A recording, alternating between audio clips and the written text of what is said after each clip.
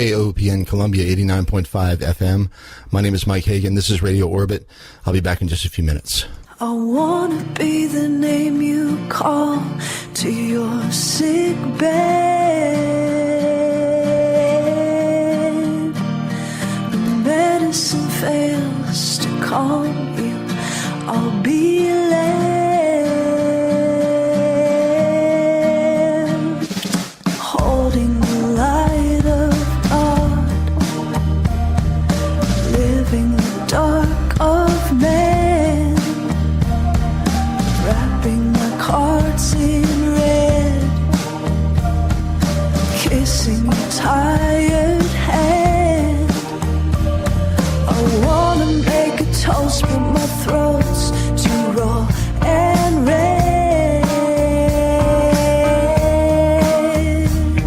The good news we down is hard, is all the bad.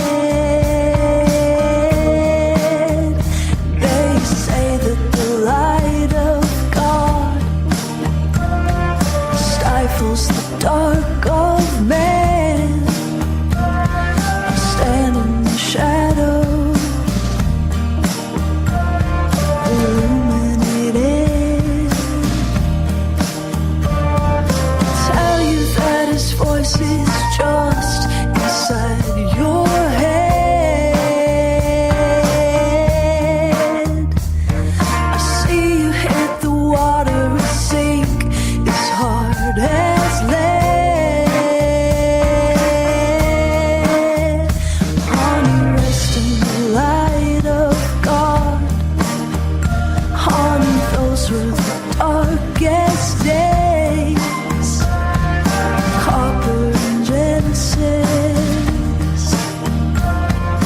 blame him for your mistakes. I leave aside for the light of day, the blinding headache all of the way. What good is the truth when you're dead anyway?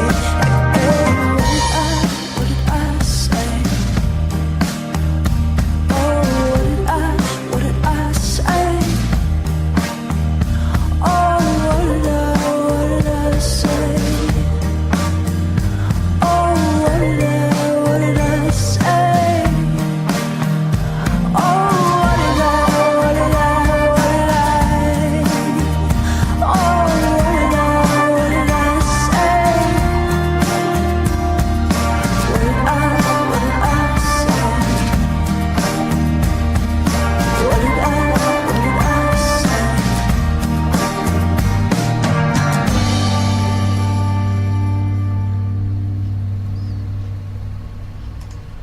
All right, good evening to you, whoever you are, wherever you may be, whenever you might be listening to this radio program. Welcome. It's Radio Orbit. It is Monday, October 8th, 2018, and just about 11 o'clock in the evening, a couple minutes after, I guess. But anyway, good to be here tonight. And before we get going, I'd like to say a big thanks to the crew before me today. Always on Monday, Woody getting things going. 3 to 5 p.m. with the Real Deal Country Show. Then you got Left Ahead Radio, Tech Radio after those guys, talking about the remarkable news and information coming out of the technological world. Then, of course, Kevin follows that up with Jazz plus Blues equals mass incarceration. And then New Wave Radio Theater, just finishing up a few minutes ago. Good music, good talk, good news, coming to you live 24 hours a day, 7 days a week. KOPN Columbia 89.5 FM and streaming on the web at kopn.org.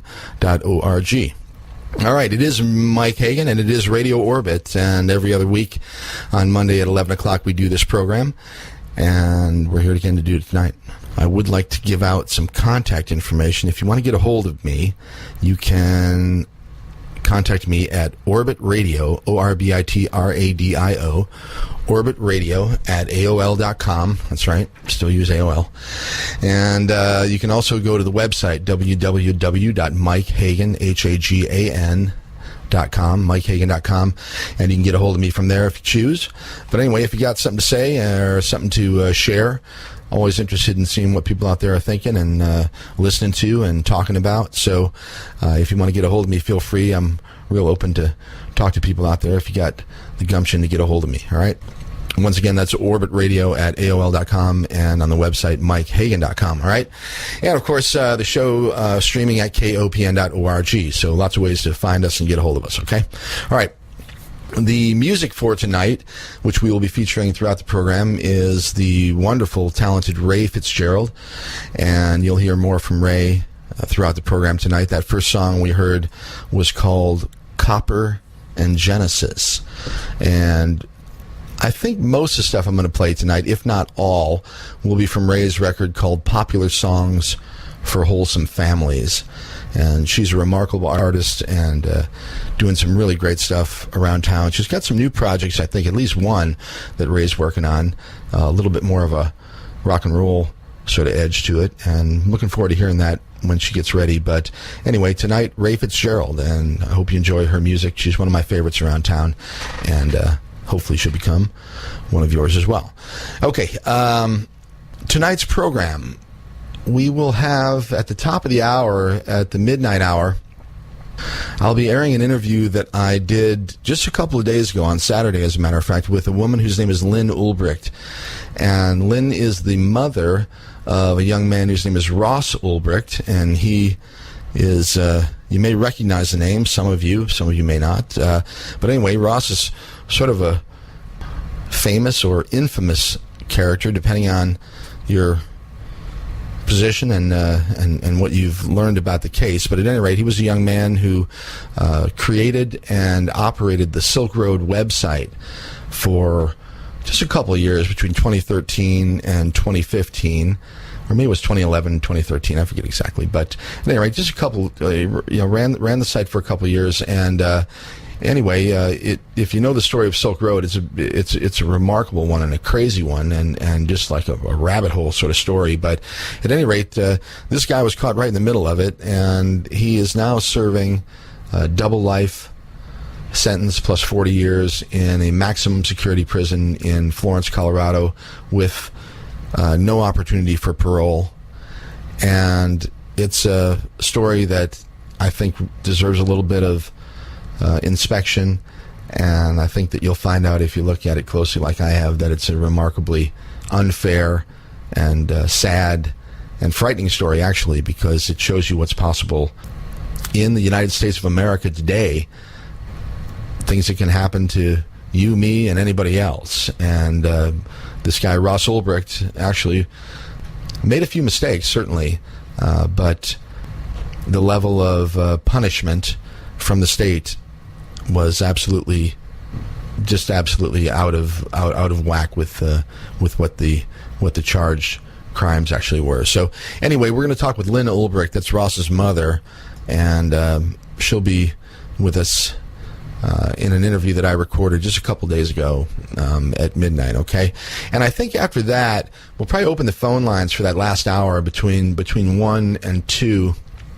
I have a few things that we can talk about, but I'll also open the phone lines, I think, and see what the comments and responses from you guys out there, the listeners, are to the stuff that you hear when me and Ms. Ulbricht are talking. Okay? All right. Yeah, so tonight, Lyn Ulbricht, the mother of Ross Ulbricht, Silk Road, Dread Pirate Roberts, Mt. Gox, Bitcoin, all kinds of things that were tied into that story, including extremely corrupt government agents from the DEA, from the Secret Service, FBI, judges that are making decisions that are absolutely outside of the realm of what they should be able to do, the loss of the trial by jury. I mean, a whole bunch of stuff comes up in this case. So we're going to talk about that for most of the night tonight, and starting at the midnight hour, okay? All right, before that, we'll do space weather, and we will talk a little bit about Edgar Allan Poe and John Lennon, a couple of people who have memorials in the news in the last few days. I think Edgar Allan Poe, the anniversary of his death was just a few days ago, and John Lennon's coming up in just a couple days. So just say a couple words about those guys, and then we'll do some news, and then we'll get to our interview with Lyn Ulbricht. And like I said, after that, maybe we'll open the phone lines and see what's happening, but we'll play it by ear after that, okay? All right, so it is Mike, and it is Radio Orbit, KOPN Columbia, 89.5 FM, and just about 10 or 12 minutes after the hour of 11 o'clock on October the 8th, 2018. Let's hear another one from Ray Fitzgerald here, and I'll get my act together, and we'll come back and do space weather in just a few minutes, all right? All right, this is called Earth Everything. Once again, popular songs for wholesome families. Ray Fitzgerald, Radio Orbit, KOPN Columbia.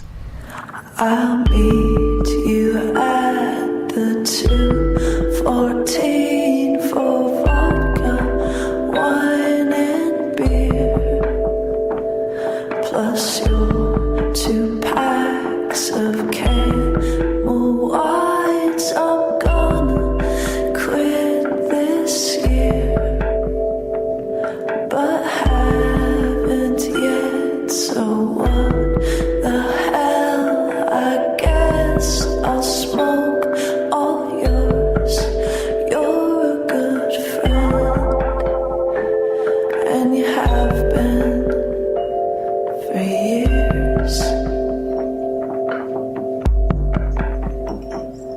We crouch like cats on your back porch as cherry lights fly by. Just 2 white kids getting real drunk. Our skin's the alibi, while protesters in Ferguson all met with riot gear. You're a good friend, and you have been for years. And if aliens ever visit our cities, you think they'll be surprised? Welcome to Earth. Everything hurts. Welcome to Earth. Everything hurts. Welcome to Earth. Everything hurts for a little while.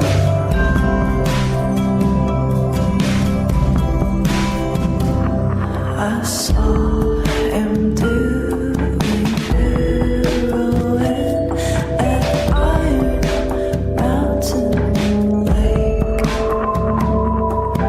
Ask me why I told the lie. I guess that I just crave the sweat and steam of your sweet tears. I've lost feeling over the years.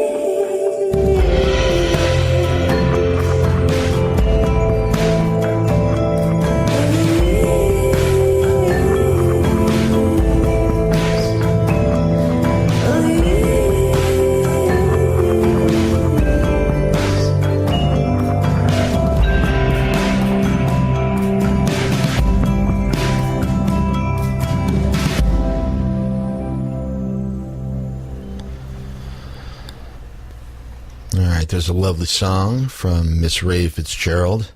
That one's called Earth Everything. And again, that's from her record called Popular Songs for Wholesome Families. All right, it's Mike. You're listening to Radio Orbit on KOPN Columbia, 89.5 FM. Let's talk a little bit about what's happening out there in the world beyond the Earth, out there in space. And we do a segment in this program called Space Weather every time we come on the air, and we're going to do that right now. Okay, so what's up in space? It is solar minimum. It's been that way for, a few moons here, and right now, if you actually go look at the picture of the front face of the sun, you'll see there are no sunspots basically at all, just a blank sphere, and that's typical for this particular time in the solar cycle. A very low activity time on the sun, although there are still some solar storms that happen even though there aren't sunspots. The sun is obviously just a enormous and wild, crazy beast, and we really actually know very little about it now. Even though we kind of tend to act like we know a lot. I mean, we know perhaps more than we knew back in Galileo's day when they first started looking at the sun and trying to come up with an understanding of how it worked and the cycles that it operated through and all that. And yeah, definitely we've learned a little bit in the last 500 years, but certainly we don't know everything about it, and it's a remarkable piece of technology up there that we spin around every 365 days, and without it we're in deep trouble. So it makes sense that we try to know as much as we can about it, but to be honest, we really don't know that much. But anyway, there's geomagnetic storms that are happening all the time on the sun, regardless of whether there are sunspots or whether it's really active or not. And if you're up around the poles, certainly in the north this time of year, you will be able to see some nice aurora borealis. There's some beautiful photos up on the web over the last couple nights. There was sort of a reasonably good-sized geomagnetic storm, maybe G1, G2 class, something like that. But if you're up a little bit further north, man, it's still beautiful. And there's some people that are always up there taking photos when that happens. So if you're interested in, and you don't live up that way and you just want to see some photos, you can go to spaceweather.com. or just Google Aurora Borealis or Australia or Borealis. So anyway, not a whole lot going on in the sun, as I mentioned. What else we got going here? Oh, if you were in California last night, you probably saw a big bright light in the sky and maybe some sonic booms and a lot of loud noises and flashes perhaps. And it was not aliens. It was the Falcon 9 rocket launch, which happened from Vandenberg Air Force Base. And that's one of the SpaceX projects that's Elon Musk and his empire. It's one of his projects, I think. But anyway, there was a launch yesterday from Vandenberg, and a lot of people were saying, "Hey, what the heck was that? I thought I just saw something flying overhead." Of course, that's what it was. So nothing really too serious to worry about there. Okay, let's see what else we got going on in the skies above our heads here. On September 24th, 2018, the students of Earth to Sky Calculus launched the Starship Enterprise into the stratosphere.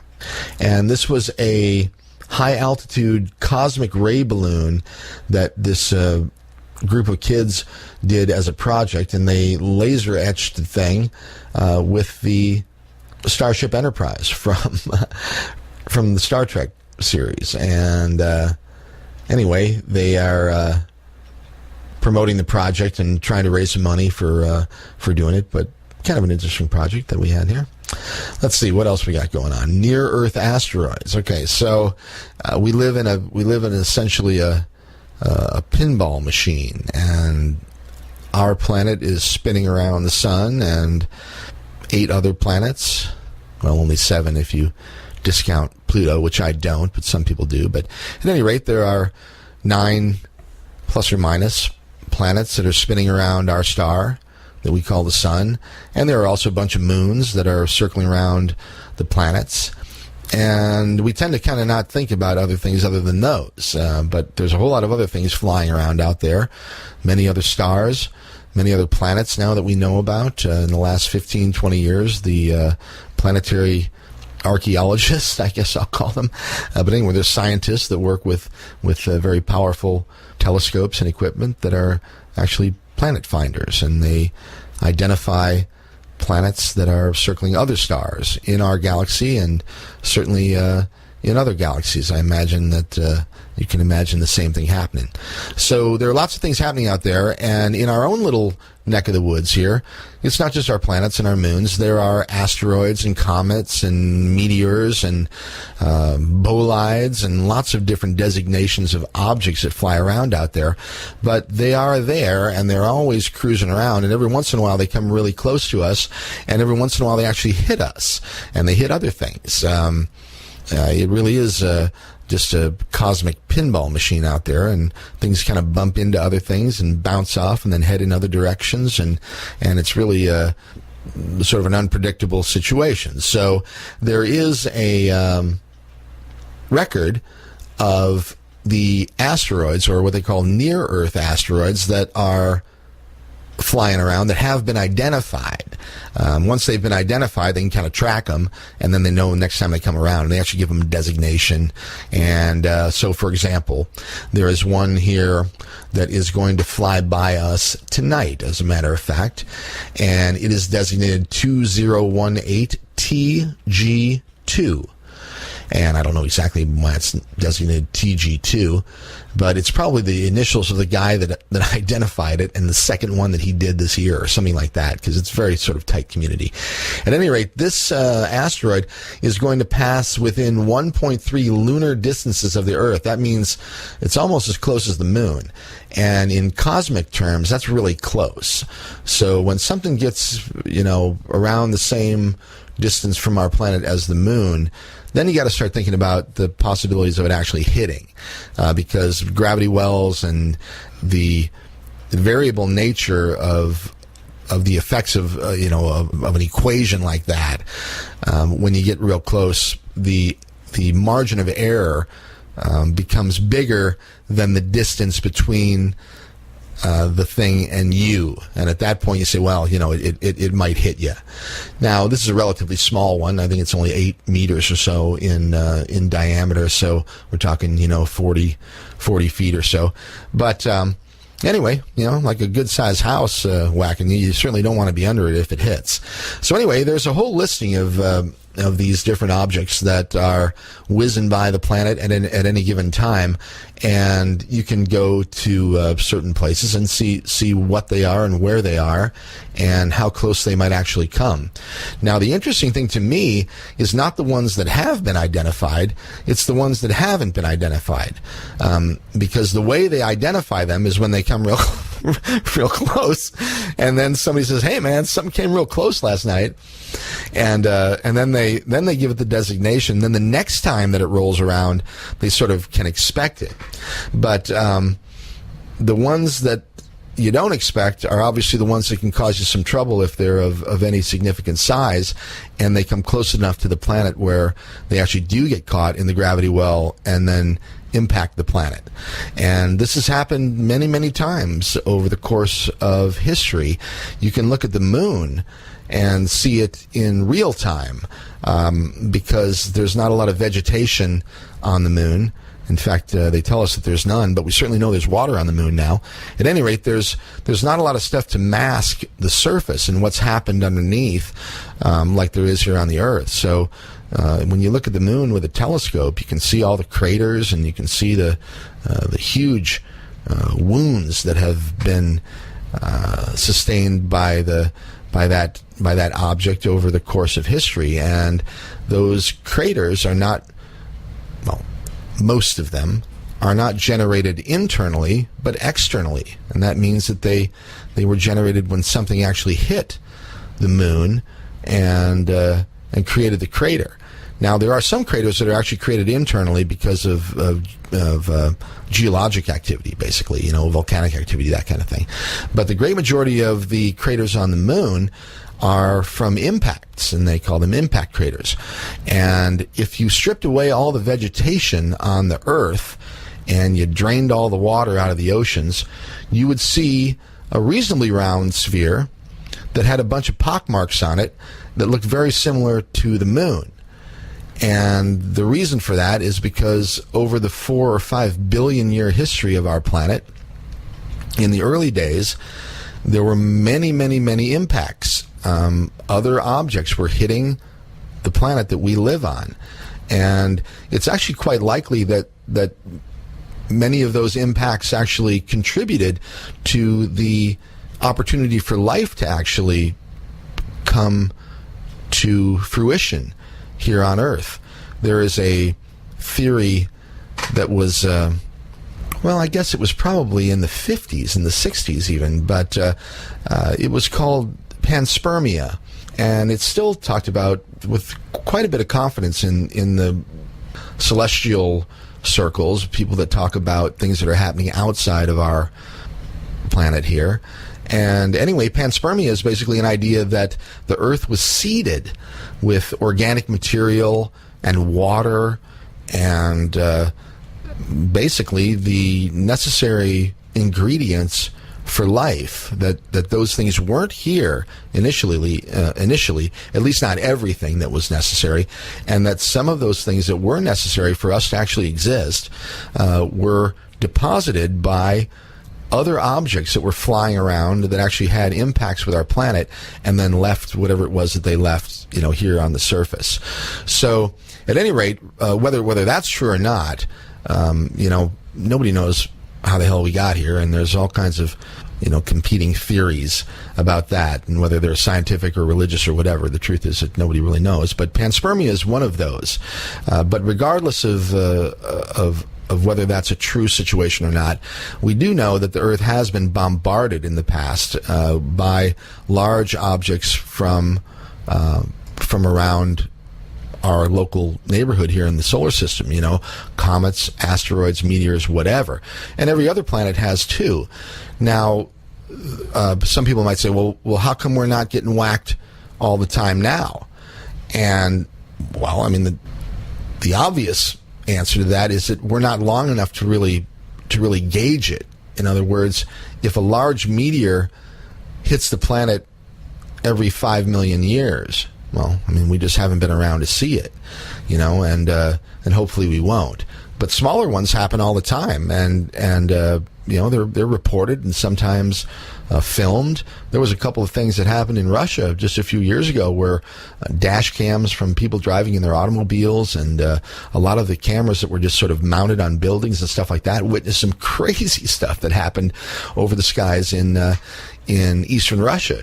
I don't know, don't quote me, but 2014 maybe, 2013. These things happen all the time to a greater or lesser degree, and it's the greater degree that you worry about, and it's just something that is out there, and just another one of those big unknowns, and that's one of the reasons why I like to talk about it, because I like things that are unknown and mysterious and big question marks. So we know very little about our own planet, to be honest. No one's ever even been to the center of it. We drill for oil, and the deepest wells that have ever been drilled are maybe 35, 40,000 feet deep. And that's quite deep, actually, if you think about it. We're talking 7-8 miles deep, right? But the Earth is 8,000 miles in diameter, right? So 5,000 feet, 8,000 feet, whatever. I mean, it's just really just scratching the surface of the planet. We really know very little about what's happening underneath. We theorize a lot about what's happening in the, different parts of the Earth, the mantle and the core and this and that. But the truth is, again, much of it is speculation. And if you think about that, then you can extrapolate out to what we know about other places. The moon. We've been there a few times in a very rudimentary fashion, gathered a little bit of data, gathered a little bit of physical evidence. But for the most part, again, we know very little about it. Only recently they realized that there was actually liquid water on the moon. There's liquid water on Mars, it turns out. Again, Mars, Jupiter, Saturn, all these planets that are in our own neighborhood. I mean, these are things that are right here. And we know very little about them. And then you think, okay, well, my gosh, if we don't know much about our own neck of the woods here, then how could we really know much about the larger scene? And, that's a valid recognition and observation. And it's sort of a litmus test for me for scientific honesty and legitimacy, because you have to be able to admit when you don't know something. And a lot of times that's really hard for people in general to do, but for scientists specifically.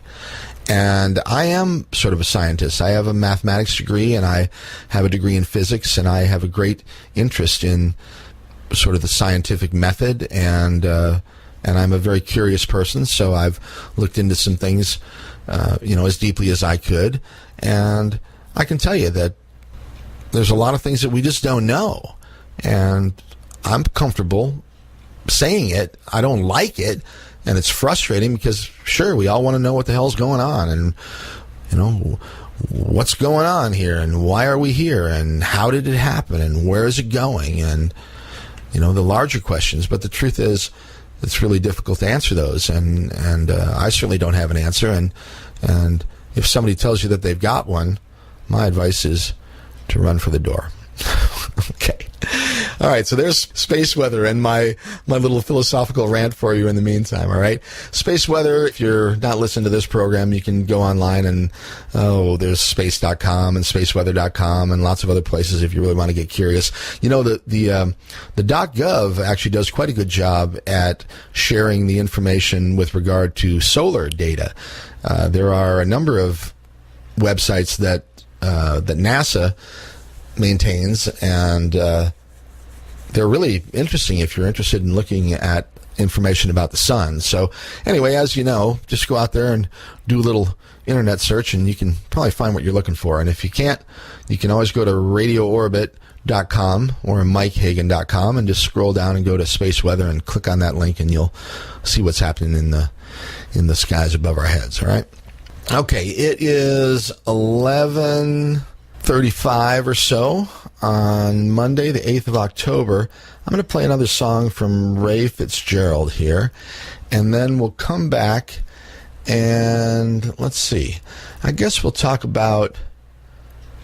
some news, and like I said, we'll talk about Edgar Allan Poe a little bit and John Lennon. And at the top of the hour, we will have an interview with Miss Lyn Ulbricht, the mother of Ross Ulbricht, Dread Pirate Roberts, Silk Road fame, crazy, remarkable, insane story. And I hope you guys will stick around and listen to that, okay? All right, it's Mike. You're listening to Radio Orbit on KOPN Columbia 89.5 FM.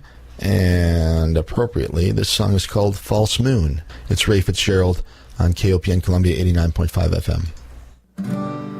You're a false moon, I can tell by the look in your eyes. They don't shine, they just reflect what dances in mine. You're a false moon, you promise you'll come out every night, but I awake in the dark without your guiding light. To stumble by me like an animal's terrified flight. Can't blame a scared dog in the night when it bites. You can't convince me that I'm evil. You can't convince me that I'm evil. I won't show my face to you, false moon.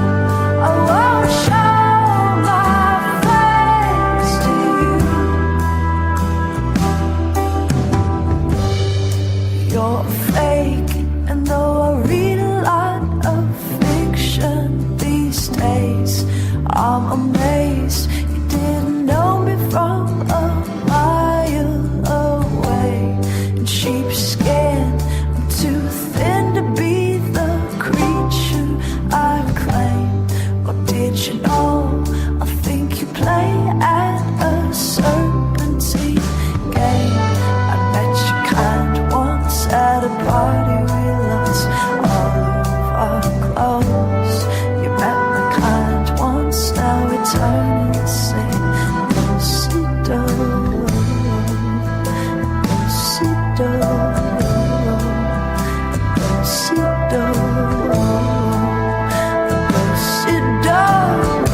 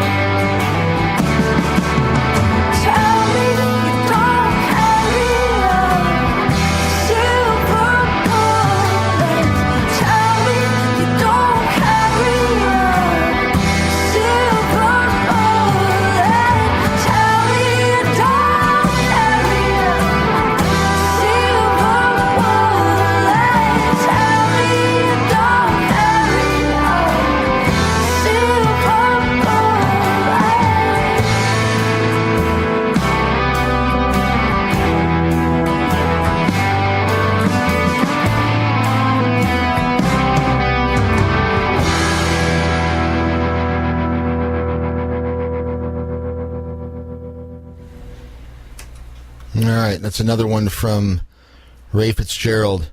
That one was called False Moon. Another lovely song, and that's a record called Popular Songs for Wholesome Families.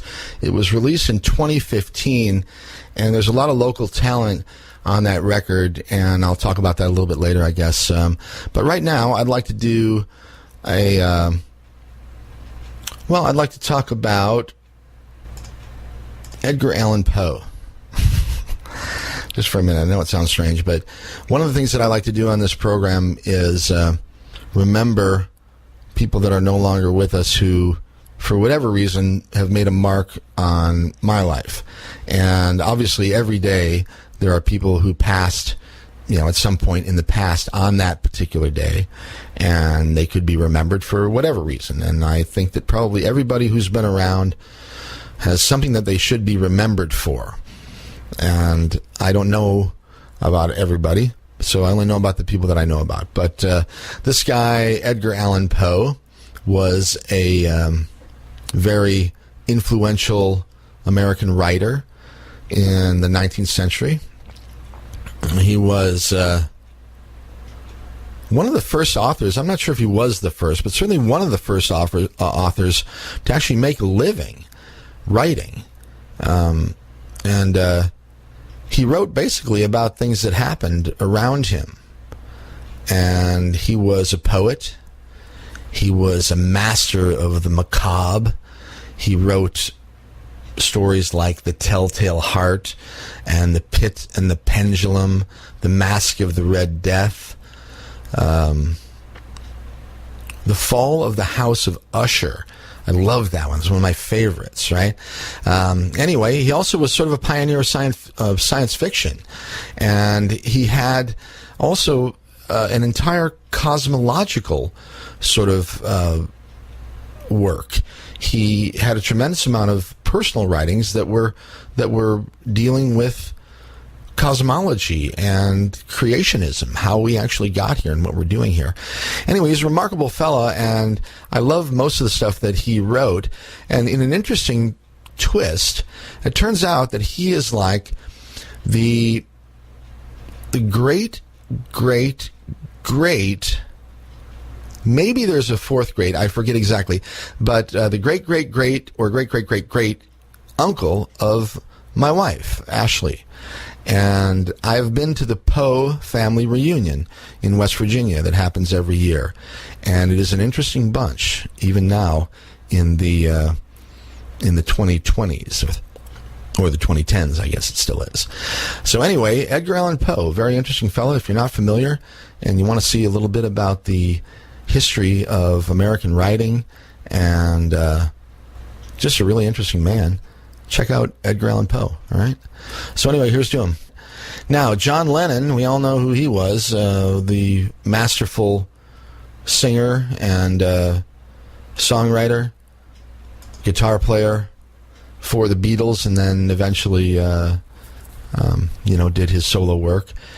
Again, remarkable person and remarkable contributor to all, I think, of the music that has, or certainly a great deal of music that has come around since the Beatles and John were with us. And that's been some 50 years now. And every once in a while, I'll just throw on an old Beatles record, and I'll tell you what, it's still fresh and as amazing as it was, I think, when I first heard it. Those guys really did something special, and Lennon was certainly one of them among 4 or 5 other really, really talented guys. All right, so that's what's going on in my mind right now. Now let's talk about the news. We got about 20 minutes till the top of the hour, and we will have an interview with Miss Lyn Ulbricht, which I mentioned earlier. So we'll do that in about 20 minutes, maybe 15 minutes or so.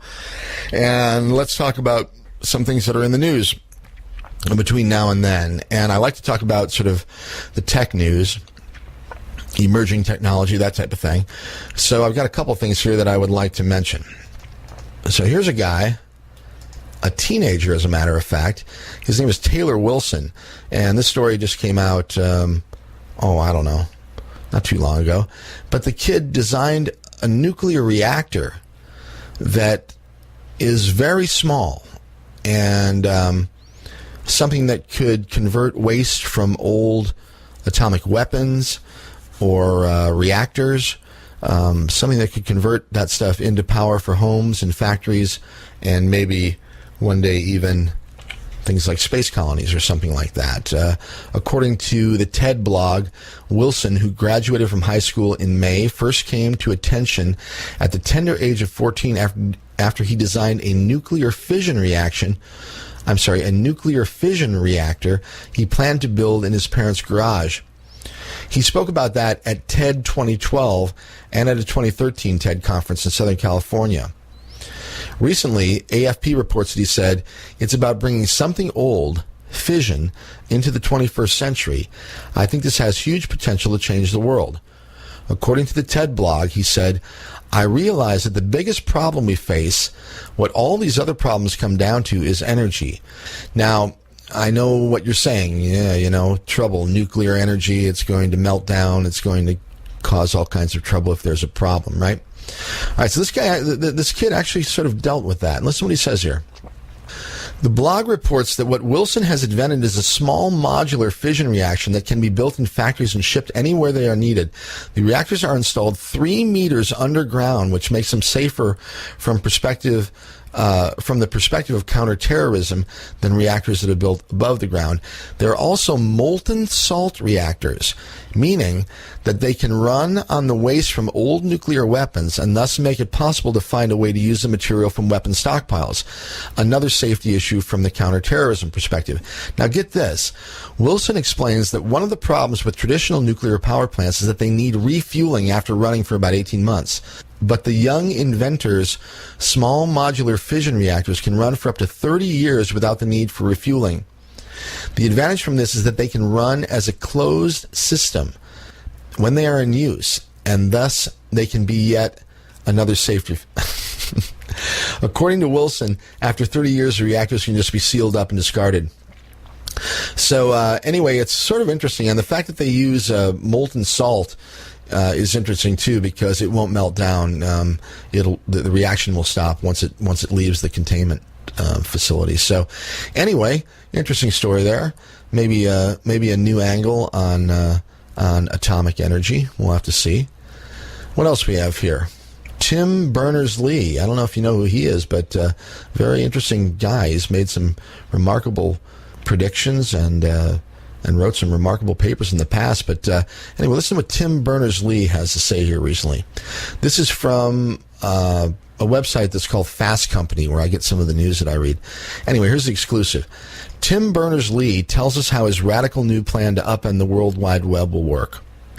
Last week, Tim Berners-Lee, the inventor of the World Wide Web, asked me to come and see a project he's been working on almost as long as the web itself. It's a crisp autumn day in Boston, where Berners-Lee works out of an office above a boxing gym. After politely offering me a cup of coffee, he leads into a space conference room. At the end of a long table is a battered laptop covered with stickers. Here on this computer, he's working on a plan to radically alter how all of us live and work on the web. Now, this is a long story, and I'm not going to go too deeply into it. In fact, I'm going to try to see if I can get Tim Berners-Lee on the program so he can talk to us about this himself. But it involves decentralized platforms, very similar to the decentralized currency platforms that are now arising, things like Bitcoin, Litecoin, Ethereum. And it's a remarkable idea, and I think that it actually has the potential to work. So if you're interested in the future of the World Wide Web, go take a look at what Tim Berners-Lee has to say in the last couple of weeks, all right? All right, here's one that you'll love. You know those road signs that the digital ones that you drive by on I-70, and they tell you how fast you're going, and they also sometimes, we'll try to put some clever slogan or something on there to try to make you put your seatbelt on, or to be careful, or to make sure that you use your blinkers. Well, those signs, it turns out, oftentimes are spying on you. Check this out. The next time you drive past one of those road signs with a digital readout showing how fast you're going or sending messages, don't simply assume it's there to remind you of your speed or to send a nice, polite message. It may actually be capturing your license plate data and other information about your vehicle. According to recently released U.S. federal contracting data, the Drug Enforcement Administration will be expanding the footprint of its nationwide surveillance network with the purchase of multiple trailer-mounted speed displays to be retrofitted as mobile LPR, that stands for license plate reader, as mobile LPR platforms. The DEA is buying them from RUT Systems Incorporated, a private Mesa, Arizona company, blah, blah, blah.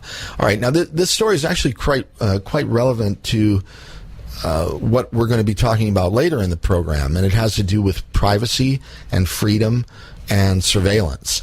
And this stuff is just not cool, and I don't think that there's actually a legal ground for it. I think that if anybody challenged a lot of this stuff, that we could show that this stuff was absolutely unconstitutional and should not be allowed to happen. The problem is it happens so fast now, and everything is moving so fast that it takes somebody that's really dedicated and has the resources to try to fight something like that and to try to put a stop to it.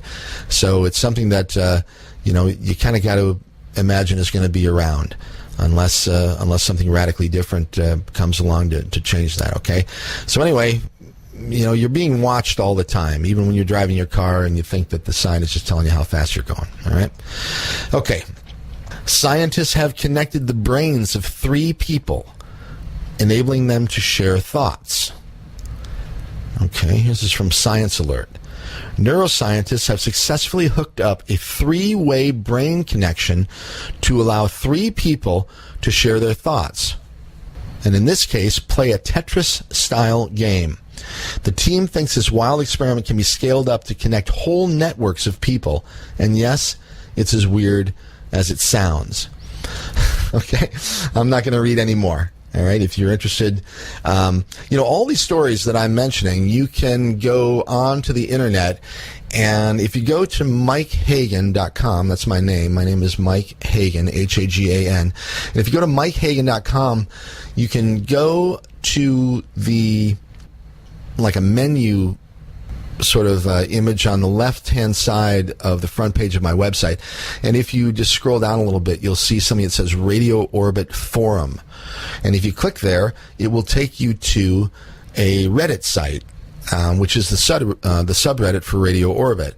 And I use that as a discussion forum and a place to post lots of interesting things that I find interesting myself or that I may want to talk about on the program. So anything that you hear tonight, if you're curious about it and you don't remember, just go to MikeHagan.com and go to the forum, or go to Reddit.com and just do a search for Radio Orbit, and you'll find my subreddit, and there's a bunch of stuff there. You can join up and subscribe, and then you can also add stuff that you think is interesting, and you can converse with me and other people on the bulletin board there, okay? And you can post your own stuff and comment on other people's things. Okay, that's right. All right, so the brains of 3 people have been connected. What's next? Okay, here's what's next. Carlsberg glues beer cans together. So just like they're connecting brains with who knows what kind of technology, the beer manufacturer Carlsberg, I think they're Swedish or Danish. Anyway, Carlsberg is kind of like a Heineken-style beer. Carlsberg has become the first beer manufacturer, one of the first breweries, to abandon the traditional plastic ring that holds your 6-pack of beer together. The plastic, the little ring, and they use them for Coca-Cola and soft drinks and all that stuff. Anyway, it's a plastic ring that kind of wraps around the tops of all those 6 cans and holds them all together. So they have eliminated the plastic ring, and they are now using a little dab of glue on the sides of each one of the cans, and I guess it's strong enough that they can just kind of glue all 6 of them together. And I don't know if there's a little handle on it or not. The handle was sort of handy, as you might think. But anyway, they are no longer doing that with the plastic ring on your Carlsberg beer. You'll just have to find another way to carry it, but you don't have to worry about ducks or dolphins or turtles or other sea creatures getting in trouble from the plastic rings from your beers. Okay? All right, what else do we have here? Well, that's sort of a funny story. Academics rewrite Mein Kampf using radical feminist language, and the paper was accepted. So there's actually a group of people, and they have been trying to make a point of how ridiculous scientific peer-reviewed bulletins and journals have become with regard to what they accept as science. And so what these guys have done is just made a whole bunch of ridiculous things and created what look like authentic scientific papers. And then they submit it to some of these supposedly academic journals. And they get accepted. And they're absolute hogwash. I mean, just absolute ridiculousness, all right? In this case, they took Hitler's Mein Kampf, and they just changed a bunch of the language. They just changed a bunch of words and made it into sort of a radical feminist sort of expose. And it was accepted for publication. And I'm not even going to say who it was accepted by because they don't deserve it. Anyway, they're a publication that you'd think would be respectable, but it turns out that you really don't have to be that sharp to get a supposedly scientific paper published, because there are things that are being published right now that are just ridiculous, and I'm not sure who's doing the editing or who's doing the decision making as to what makes it in these journals and what doesn't. But they really need sort of a quality control check. All right. Here's another one here. Scientists find a way to make old human cells young again. Let's see what this one says.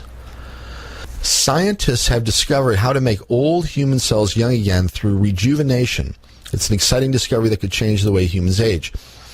Researchers at the University of Exeter and University of Brighton found they could rejuvenate senescent cells that had stopped their natural growth cycle, causing them to start to divide again.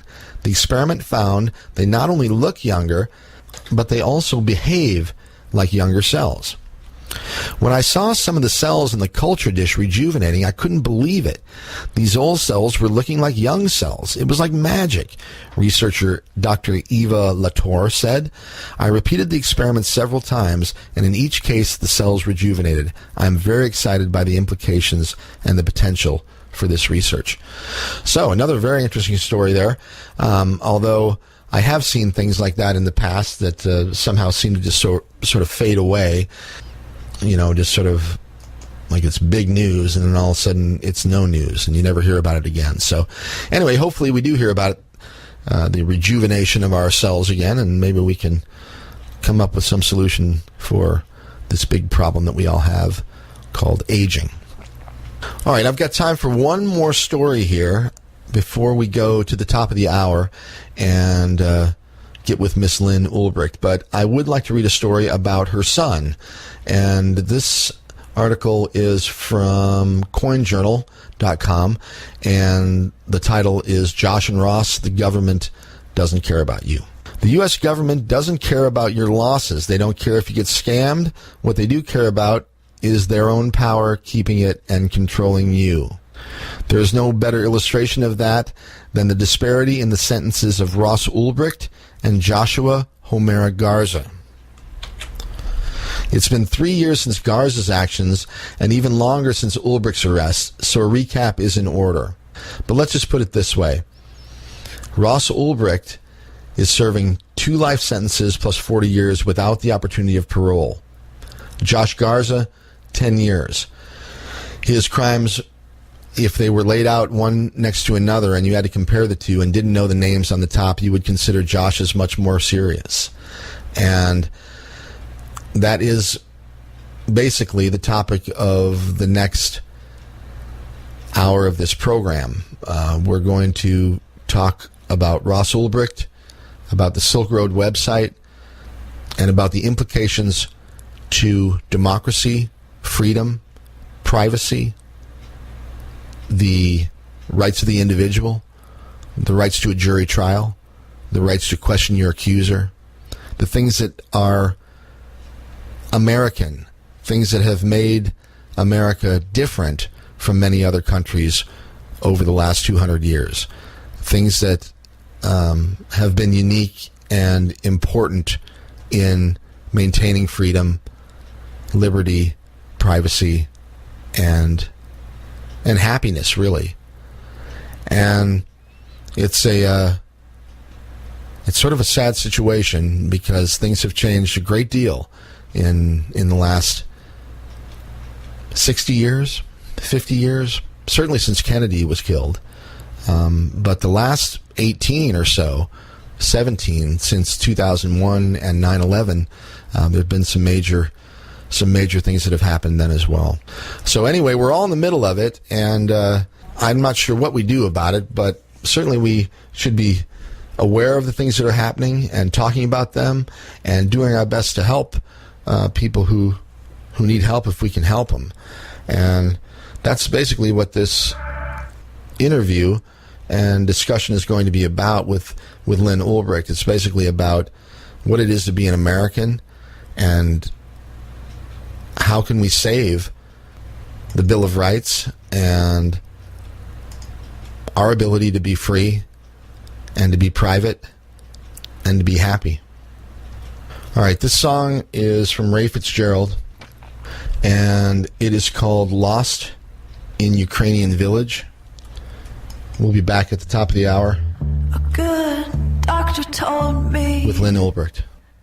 you look like a ghost. It's KOPN Columbia, I'm not dead, Mama, just Radio Orbit. colder than most.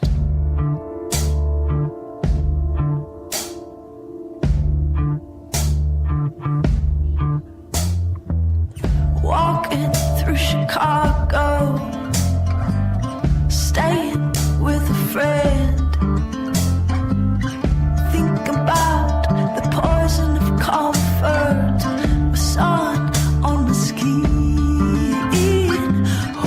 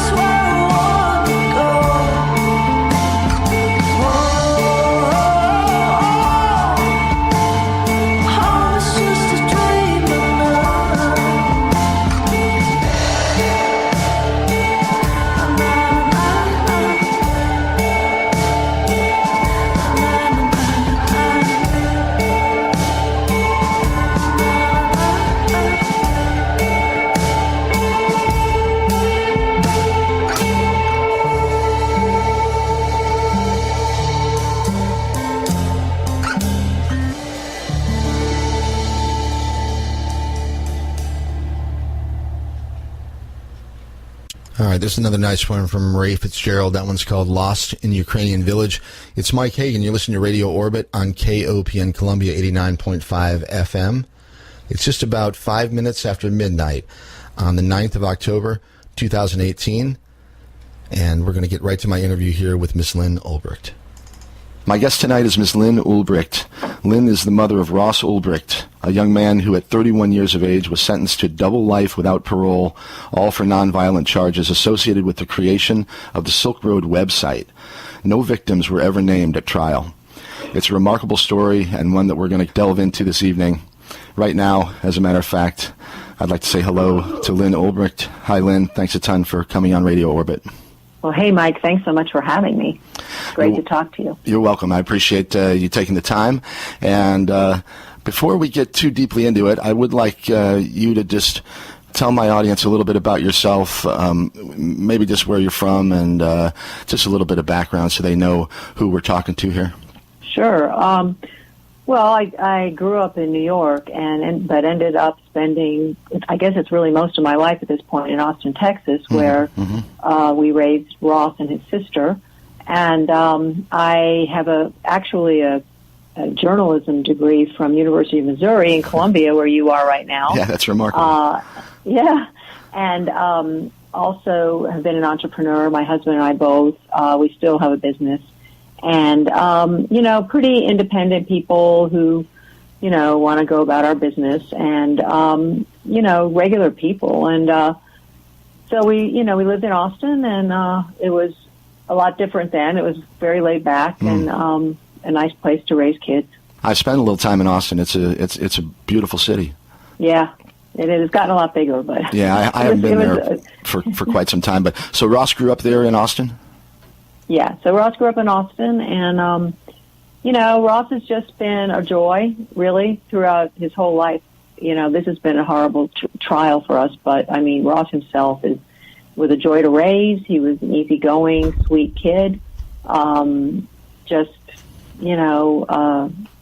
laid back, and he still is. He's a very laid back guy, which is good because he's in some very intense situations sometimes. Yeah, he is. And but he's very likable because he likes people, and they like him, and that fits in the prison as well as anywhere else.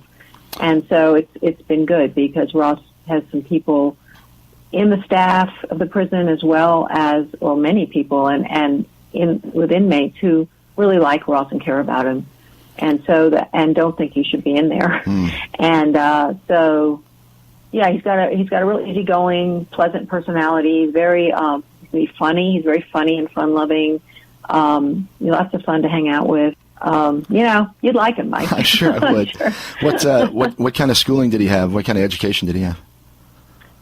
He went, as far as he obviously graduated from high school, and then he he was a scholarship student, a full scholarship student in physics at University of Texas at Dallas. He worked there on a solar cell project, for solar energy. Really? And wrote some academic papers that as soon as he was arrested, the university took down, which I'm like, really? Yeah. Anyway, so he took those down. But in any case, and by the way, he was not a computer programmer. He's never been trained in it. He didn't go to school for it. After his getting his bachelor's in physics, he went to graduate school at Penn State in material science. Okay.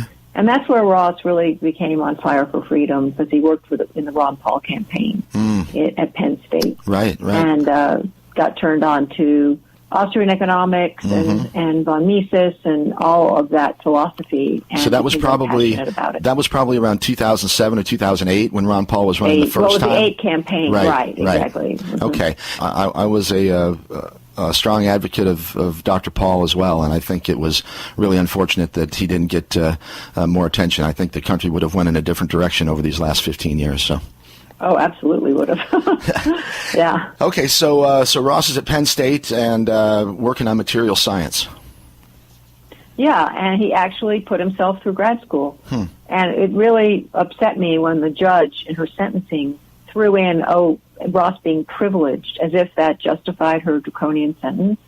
And meanwhile, she's a multimillionaire. But anyway, he wasn't privileged. I mean, he was a regular middle class kid who worked hard and put himself through school. Right. And we weren't rich or anything. It's like, regular people. And and then when he had an opportunity, or was offered an opportunity to go get his PhD at Cornell, and he turned it down. He said his passion wasn't there anymore, which of course I'm pulling my hair out because I'm like, what do you mean you're turning it down?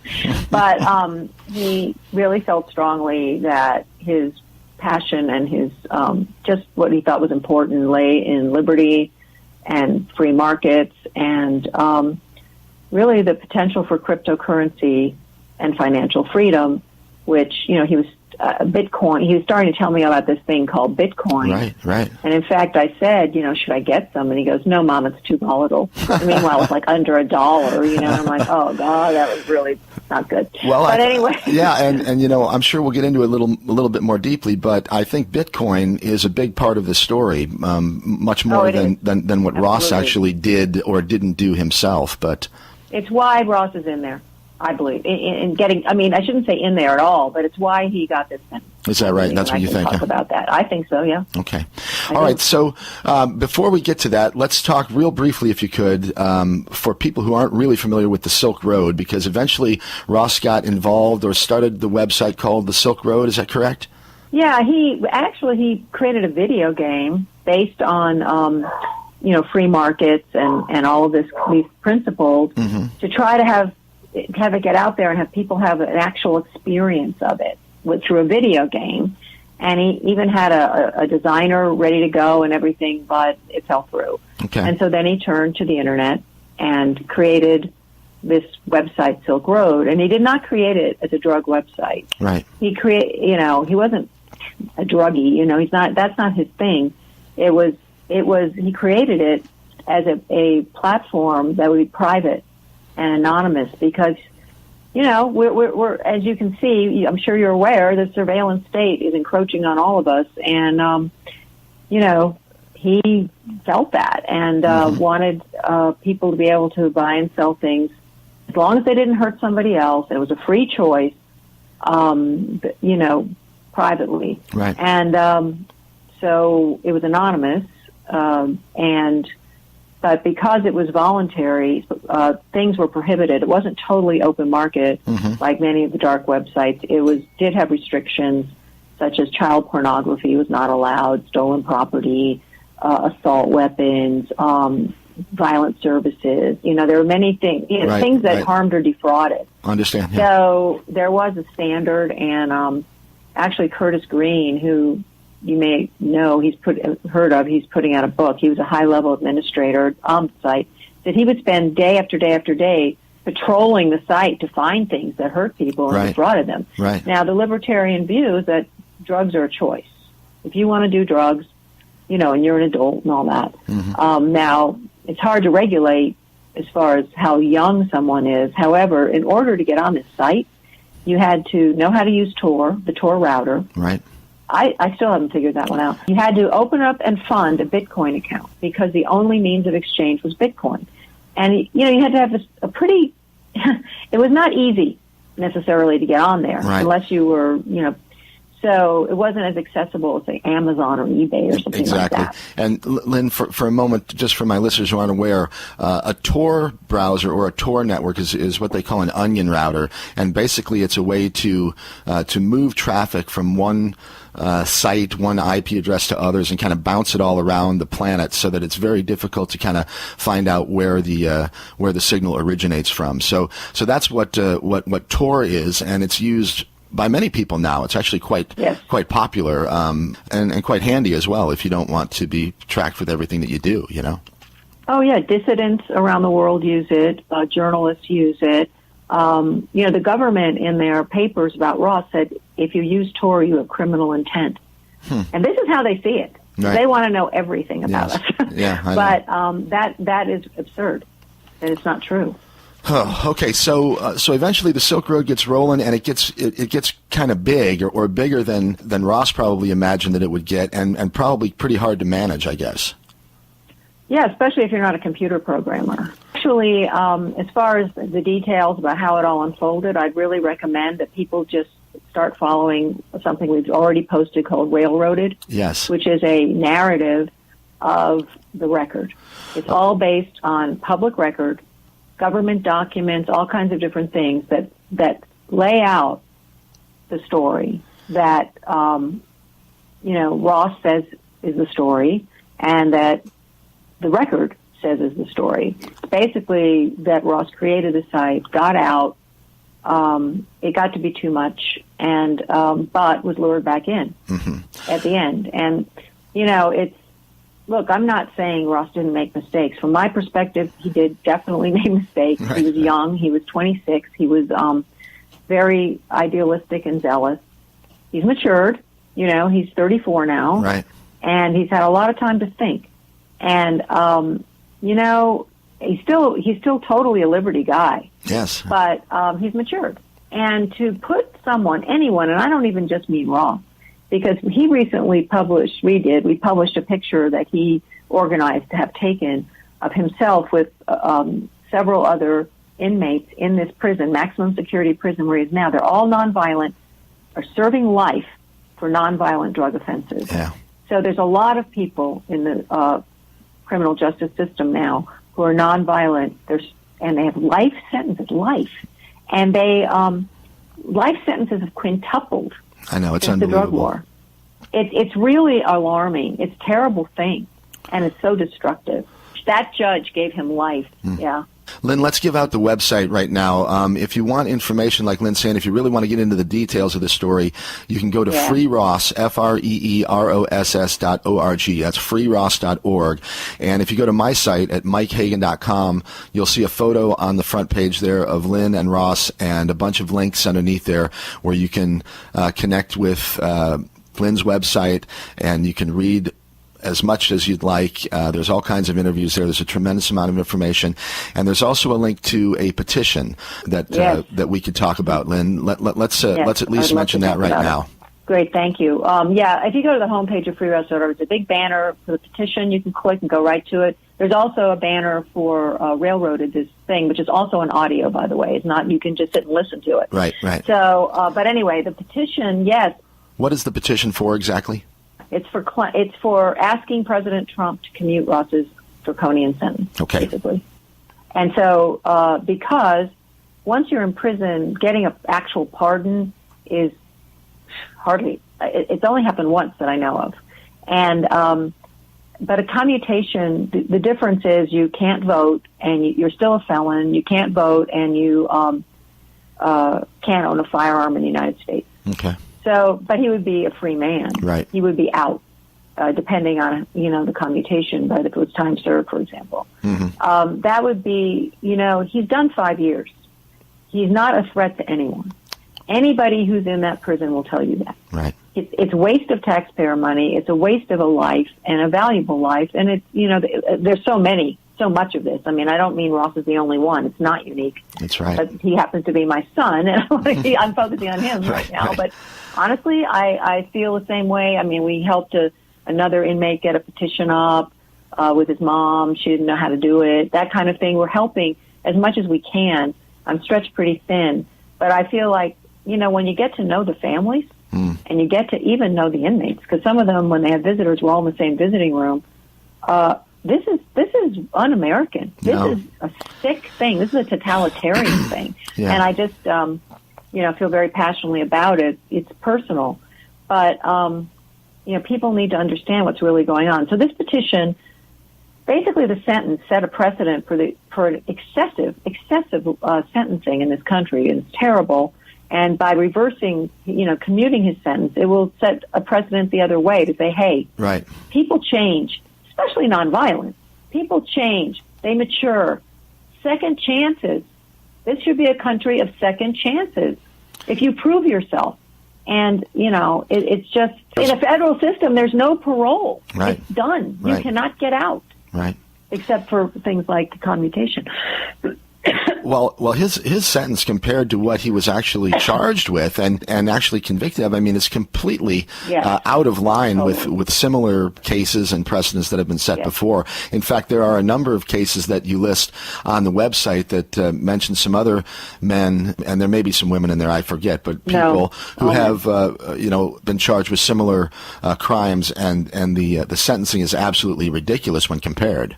Oh, yeah. I mean, listen, the guy who ran Silk Road 2, which the government itself said was identical and was bigger, right? Had It was more supposed drugs, to be bigger. Yeah. He never served any time. He's out. I don't know where he is. Mm-hmm. He's not saying, but he's not in jail and never was. He was there for 13 days. Right. So, in any case, no, it's completely a huge disparity, which is wrong. The law is supposed to treat people with similar offenses in a similar way, and it's not at all. It's a complete government abuse of power, right. And it's political, which brings us, let me just say, I think the reason is because, the biggest drug seller who actually sold drugs, they're not saying Ross actually sold drugs, right? Got 10 years, and it goes down from there. But anyway... the guy who sold the most on Silk Road got 10 years. Yes, that is correct.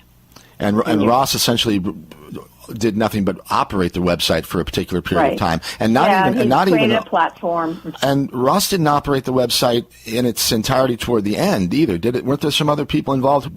It's very obvious, right? That there's no way that someone without computer programming training, off his laptop in a cafe or something, is running a multi-million-dollar empire here. It's just not. It's ridiculous. There's tons of anecdotal evidence, as well as real evidence, that was discovered after trial, that there were many DPRs. The reason what was discovered after trial was, and that's the handle of they say Ross's handle. Yeah, make sure people know what that was. Yeah, Dread Pirate Roberts. Dread Pirate Roberts. It's a reference. Princess Bride.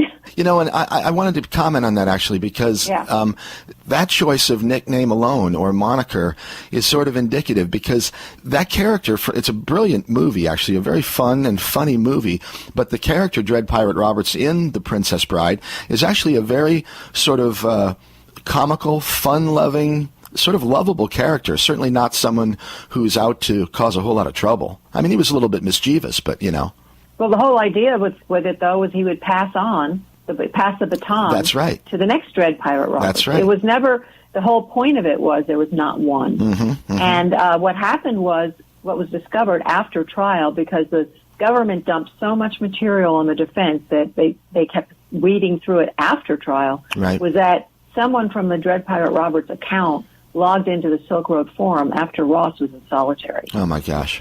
Who was that? Right. Ross took the brunt and took the blame for everything on there. There was not one witness to say he was that person. It's just, there's so many egregious problems with this whole thing. And it puts us all in peril because if we don't have fair trials and we don't have fairness in our justice system, we're on our way to tyranny very fast. I agree. Lyn, how was... I forget what we were talking about before that. It was before we got off on a tangent, but that's okay. I think we were talking about the disparity of sentencing, but I'd like to ask you about Chuck Schumer and how he's involved.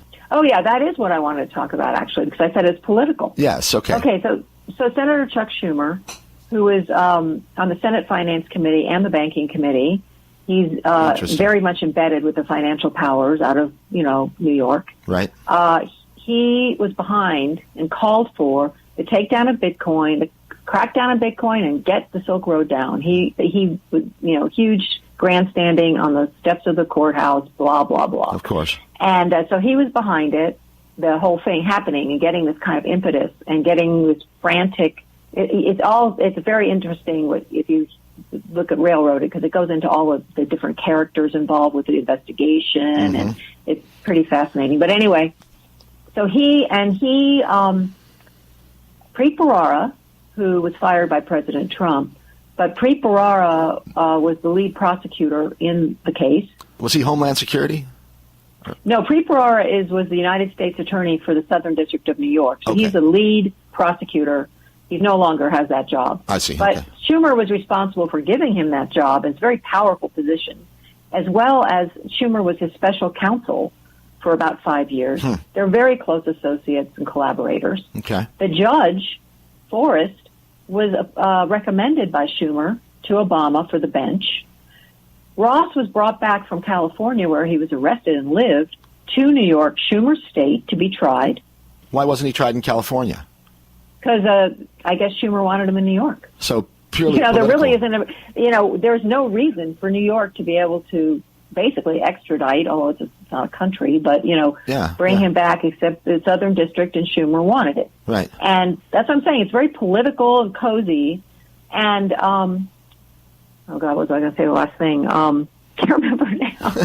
But, Schumer came out before trial publicly denouncing Ross as guilty.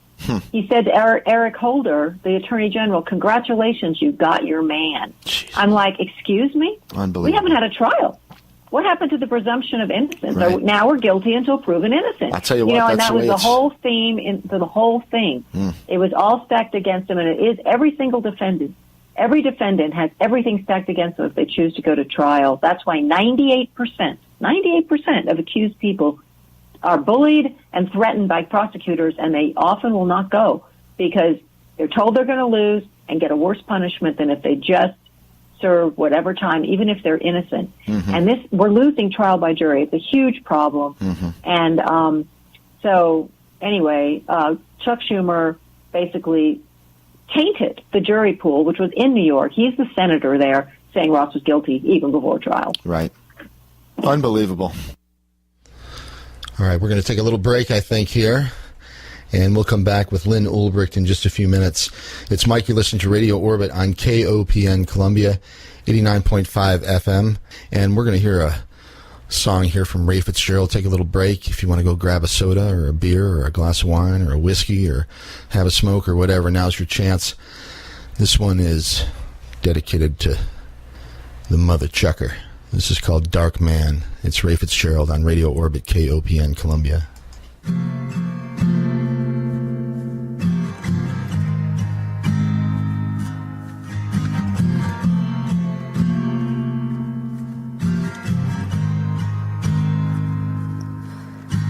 Know my soul, come on strong, bourbon brown, my wasted dawn.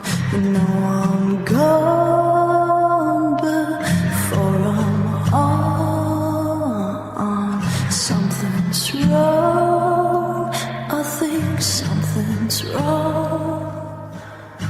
How did it get to the place that I call home?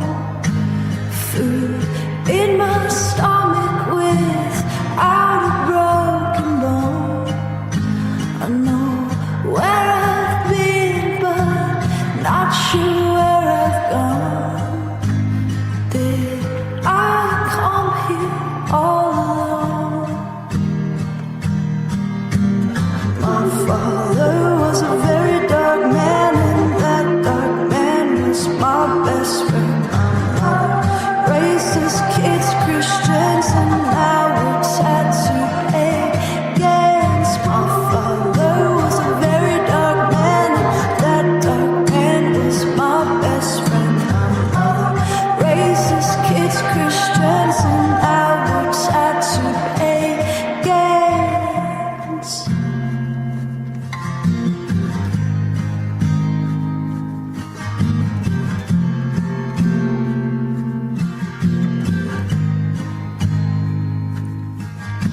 Shoot my gun up at the sun.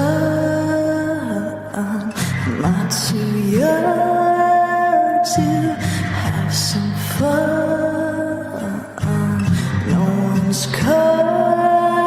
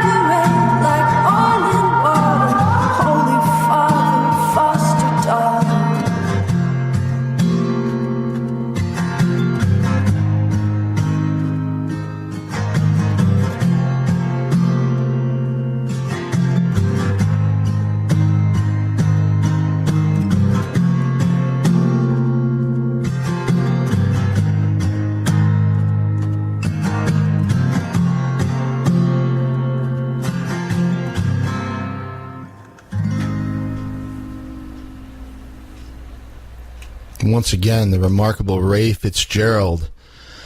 That one's called Dark Man. It's from her record Popular Songs for Wholesome Families.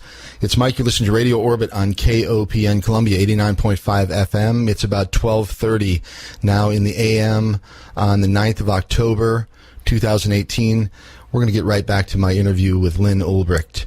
And at the top of the hour, we'll open the phone lines and take some phone calls. I know it's a very controversial topic, and I know there are two sides to all stories, and I don't think this is very clear all the way through. I just think that Miss Ulbricht deserves a forum for her side of the story, and I think that the liberty and constitutional questions that the case brings up are more important than the case itself, and we're going to talk a little bit more about that now in the next half hour.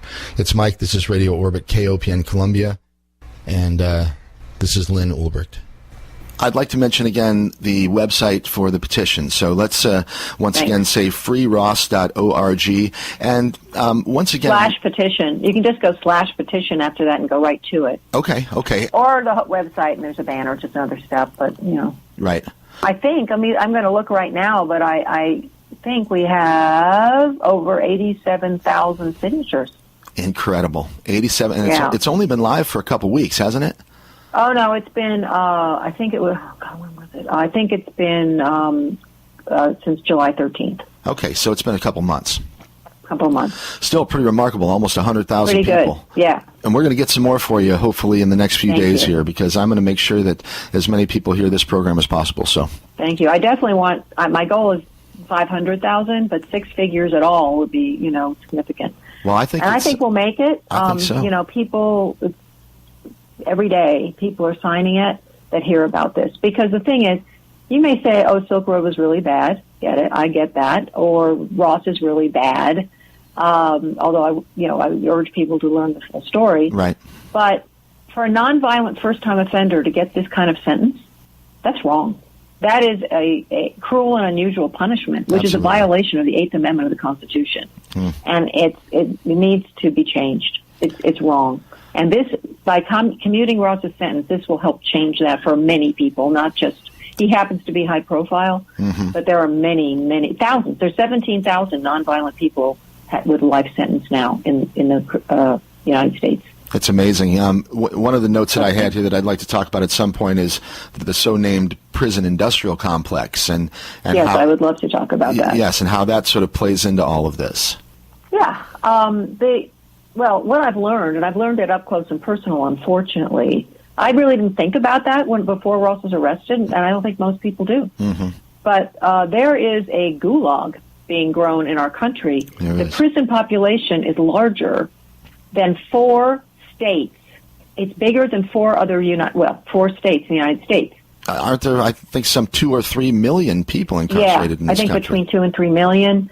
And it has metastasized 800% since the drug war. The drug war is responsible for about 60% of the people in prison. Unbelievable. And, the drug war, it's America's longest war. It's been dragging on since for 45 years, and over $1 trillion in taxpayer money and mounting, and people are still doing drugs. They can't even keep drugs out of the prison with this drug war. Right. It doesn't work.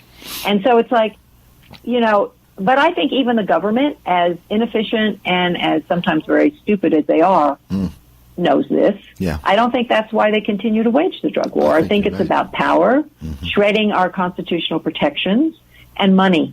And it's a huge money-making operation, mass incarceration, and there are so many subsidiary businesses and services, and both private and public, that feed off basically what I consider human trafficking. Yes. If you're making money off of human beings, you are engaged in human trafficking, and that is what our government is doing. The excessive sentences is part of this, because the longer you keep somebody in, the more profitable they are. And the idea that we would have private prisons, although I don't think the public prisons are particularly, I think that's both. But, it's not even really a private prison. I couldn't go buy an acre of land and build a prison and say, hey, okay, I've got my private prison. No, it's a complete crony thing. Right. But, but it's disgusting. And judges and prosecutors can invest in private prisons Yes. on Wall Street. Yeah. I mean, this is human trafficking. It's destroying families. And gosh, when you see the kids, I mean, you go in there and, families are in there and the kids, and they're clinging to their dad. They're so hungry for him. And then they have to leave. They're just shattered. They're crying and sobbing and clinging to him. And you're like, this is wrong. Yeah. It's one thing. Look, I understand society needs to be protected from actually violent people. Right. But this is wrong. People learn, they change, and I don't know. It's just I think it's really a sick thing, and it's not American values. It's really not. It's really wrong.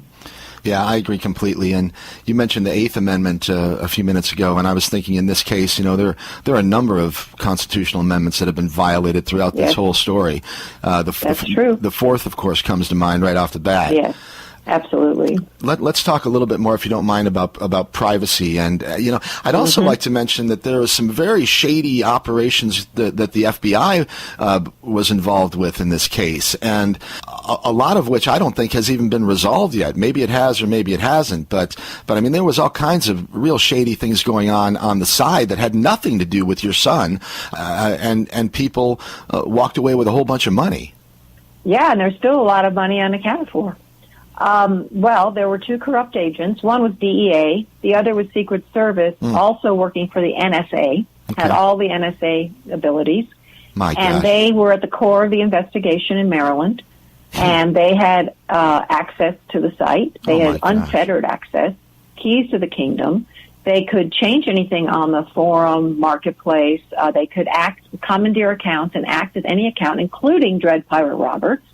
They could change PIN numbers, passwords, get a bank account, keys to bank accounts. They could run the show. They had the run of the place, yeah. They did. And we don't know what they did. They were arrested. They admitted guilt. They are in prison.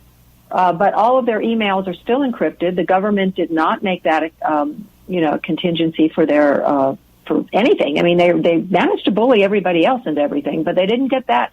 So there's so much encrypted information, and I'd love to read their emails, and undisclosed and sealed information in this case. And I'm like, why? Isn't it over?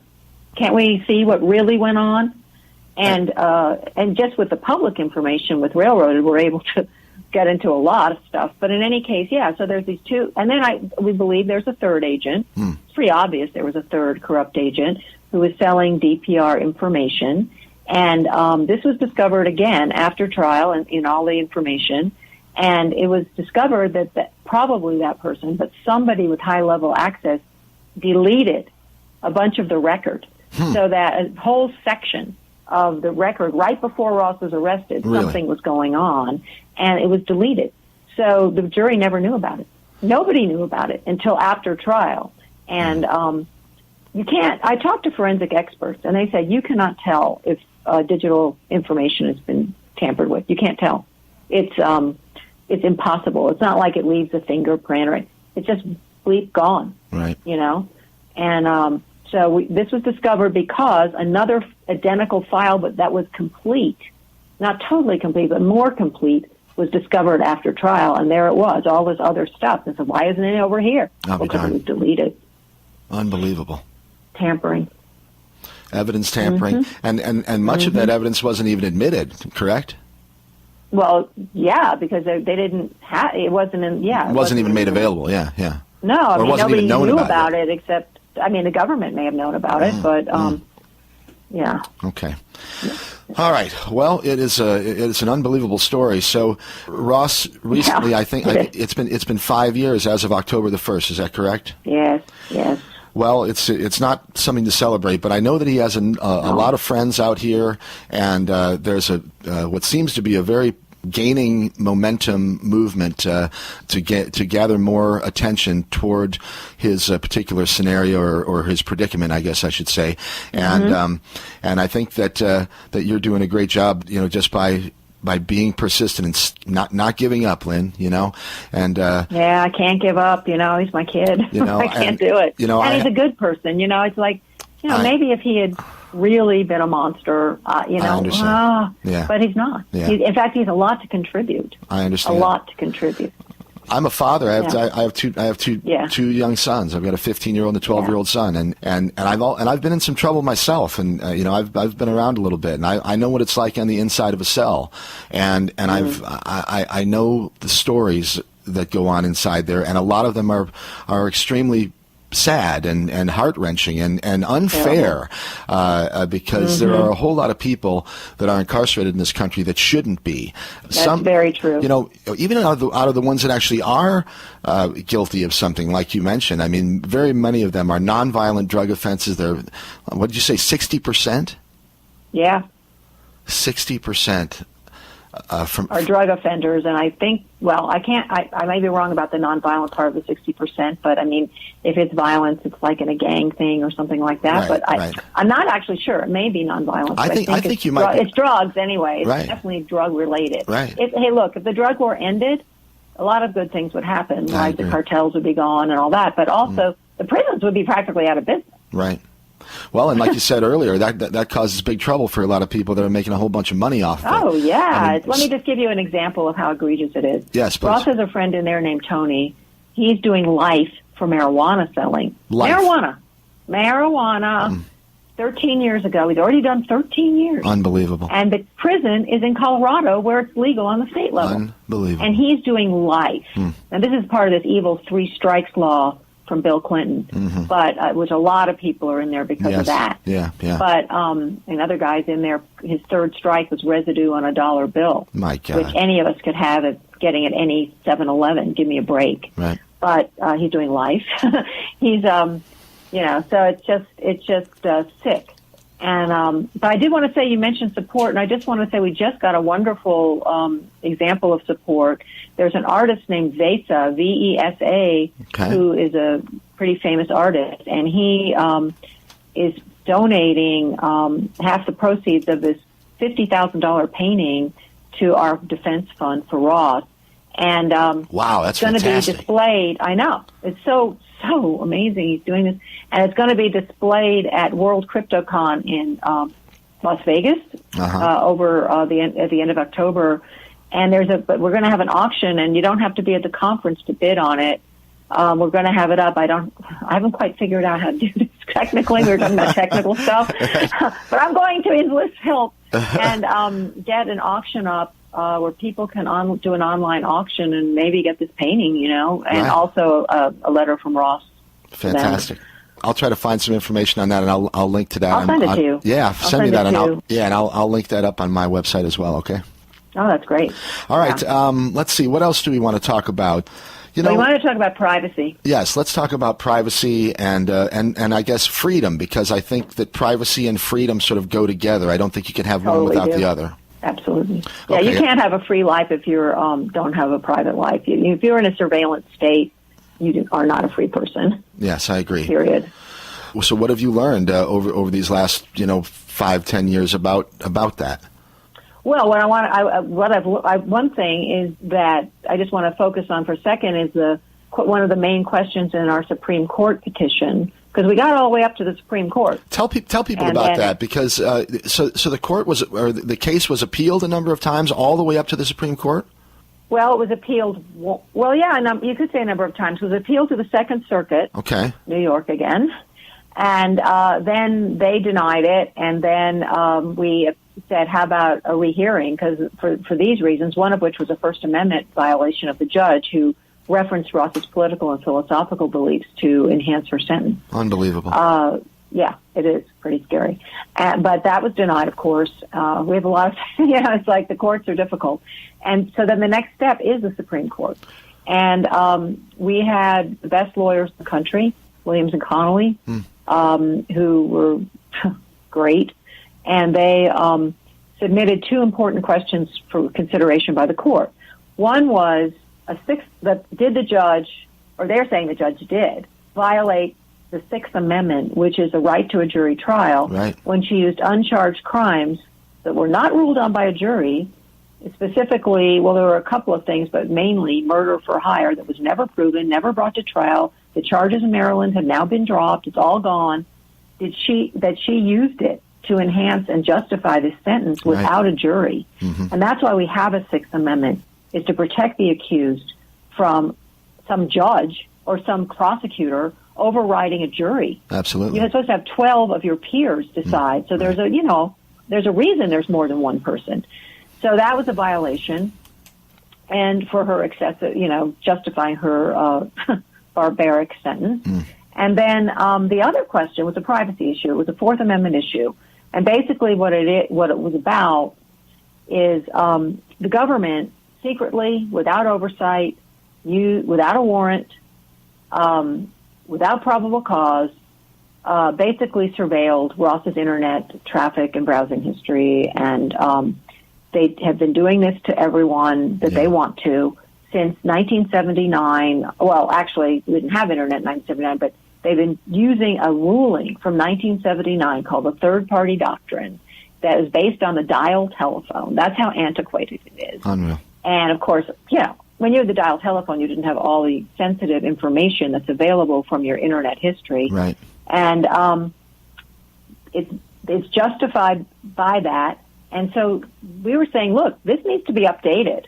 They should at least have to get a warrant and have some oversight. They also aimed a directional antenna at Ross's house so they could track him in the house without a warrant. Unbelievable. That means they can, anytime they want, to any of us, they can do this to us. Yeah. And they don't have a warrant. Nobody knows about it. They don't have to reveal it. No permission from magistrate judge, nothing. So this is a Fourth Amendment problem because, first of all, they're supposed to have a warrant to name what they're after. It's preventing the kind of rummaging through everything there is without anybody knowing. That's why they wrote the Fourth Amendment. So the court, it looked like they were going to consider it because they didn't. There's different rounds. So round one, we didn't get thrown out. We were the only case that did not get thrown out that round. But then, unfortunately, it didn't make it past the final thing, and they denied it. I couldn't believe it. I was shocked. I try not to get my hopes up because I've been so devastated so many times. I'm sure.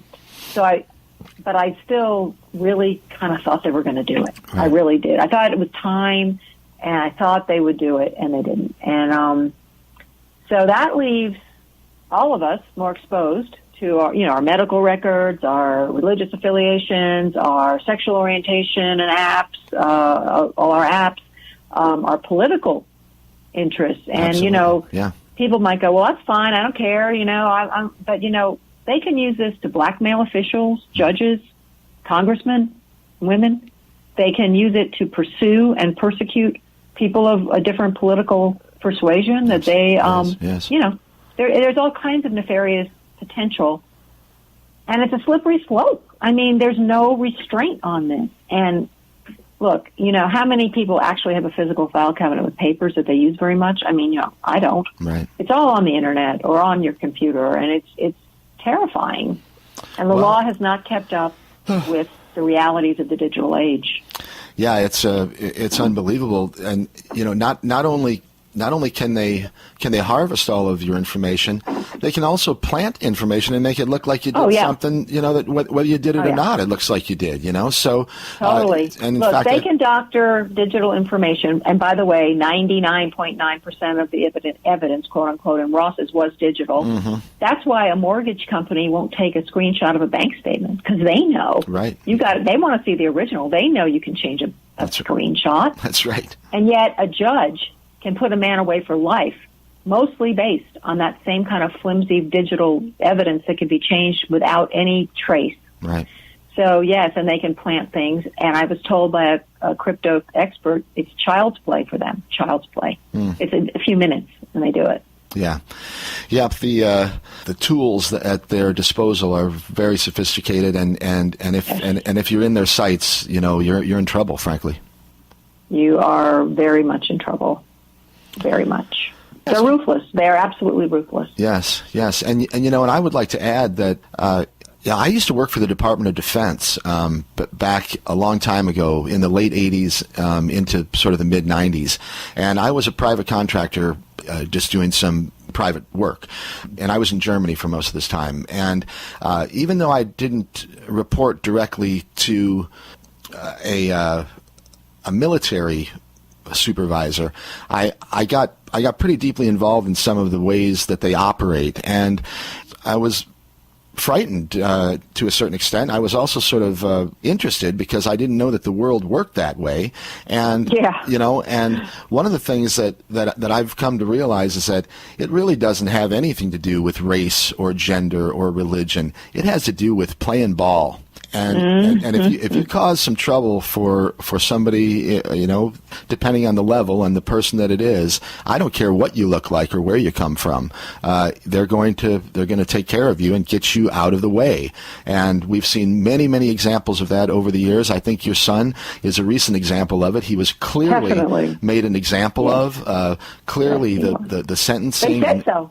Everything. It's just and it's about. It was look, Bitcoin is a very very rebellious idea. You bet it is. And you know what? I don't think they like having their money threatened. It's like, what is this upstart currency that all of a sudden we can't control or tax or what's going on here? It's getting a little big. We got to crush this. Yeah, and Ross got caught in the crosshairs of the three big ones, of the cyber crime, the drug thing, and the financial side of things. Yeah. I mean, it's like, oh my God. I said he didn't get in trouble when I was raising him. He's made up for it now. Like, oh my God. Oh well, I'll tell you, it's a heartbreaking story, and I want, more than anything, for this message to continue to get out there and to percolate through the population and to get more people involved, because it is about everybody. It's not just about Ross. It's about it's about freedom and liberty and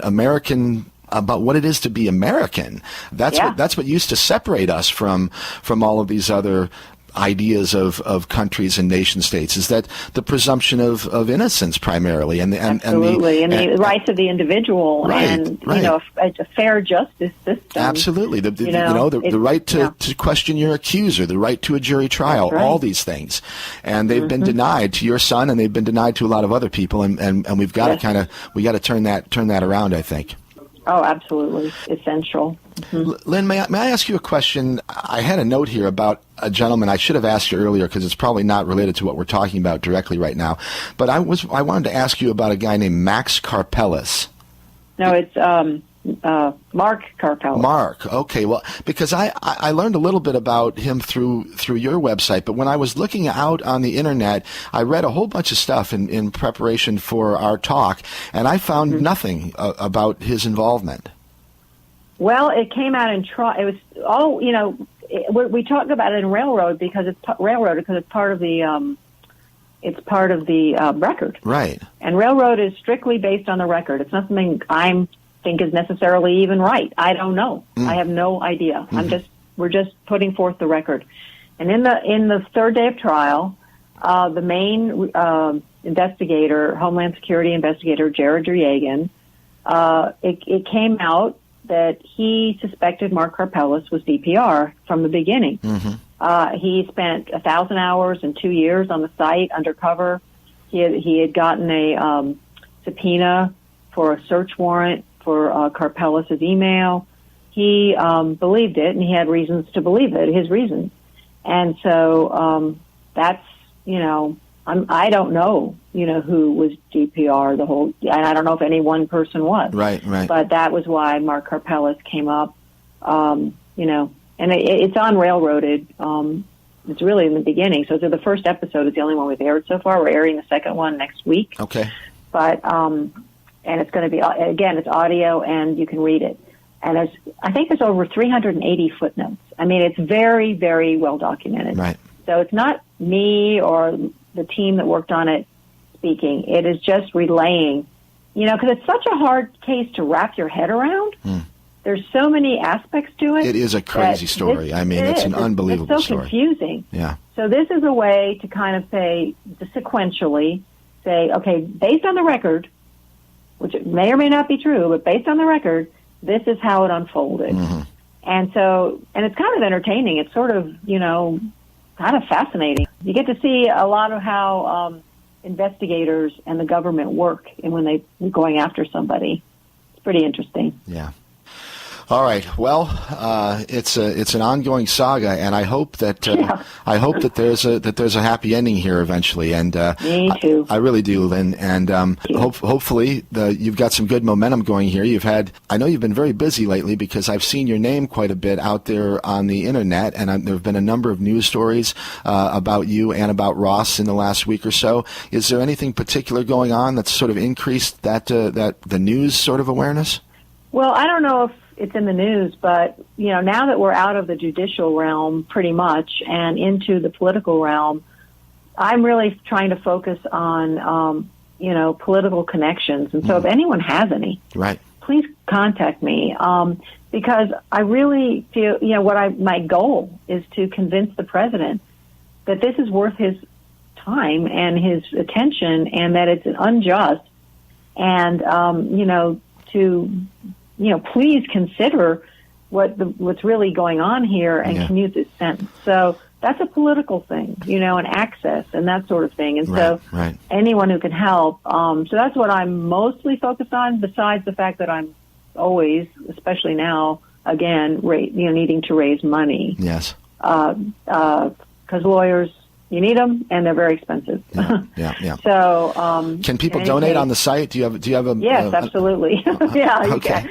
You can donate in crypto or in dollars or, basically. Okay, great. So again, that's on the web at freeross, freeross.org. Make sure you take a trip over there and either listen to or read, if you like, the entire story. It's really a remarkable story. It really is fascinating, and if you can remove yourself from it, it's like it reads like a James Bond story or something. It kind of does, like that. But there are real people involved and real families and emotions and lives, and it's a serious situation, not just for Lyn and her family, but for many, many other people out there. Right. And I think if people can help share this information, maybe we can stem the tide a little bit. So. Yeah, thank you so much. I really appreciate it. Well, I'm going to be available for you in the future if you'd like to talk ever again. If you ever need a platform, if you want to say something, or if you need some time on the air, you can always get a hold of me, and I'll make sure that we figure out a way to do it. Awesome. Thank you, Mike. That's awesome. Thank you so much. Okay, let's. Great to talk to you. Yeah. All right, Lyn. Well, thank you very much again. You're a remarkable woman. I commend you on your persistence and your strength, and I'm praying for you. And you just hang in there and do the best you can. All right. I sure will. Thanks a lot. Take care. Okay. Talk to you later. Bye-bye. Bye. All right, there you have it. That's my conversation with Lyn Ulbricht, mother of Ross Ulbricht. You know the story now, or at least a little bit of it. If you want to know more, get on the web. Go to freeross, freeross.org. Honestly, the story is remarkable if you really get into the details. And maybe we'll talk a little bit more about it on the air if you'd like to call and talk about it. I'm going to open the phone lines in a few minutes here. First, I'm going to say it's KOPN Columbia 89.5 FM. My name is Mike Hagan. You're listening to Radio Orbit. I'm going to take a little break here. We're going to play a beautiful song by Ray Fitzgerald called Medicine Cart. I'll be back in a few minutes. We'll open the phone lines, which are 573-443-8255. If you want to call and talk on the air, if you got something you'd like to talk about, not necessarily the program or the interview that we just did, although I wouldn't mind if you did, because I'd like to hear opinions. I'm sure they're not all the same. And if you have anything else you'd like to chat about, sure. 874, what? Huh? Wrong. 573-443-8255. All right, 573-443-8255 if you want to call and talk on the air in just a little bit. In the meantime, this is Medicine Cart from Ray Fitzgerald on Radio Orbit, KOPN Columbia. I can see that medicine cart coming around. It's bent and rusted, wheels strike hard and spark across the ground. I sat on your porch stoop, the blue smoke poured out of our mouths. tears from our eyes, seagulls and moonpix calmed us down.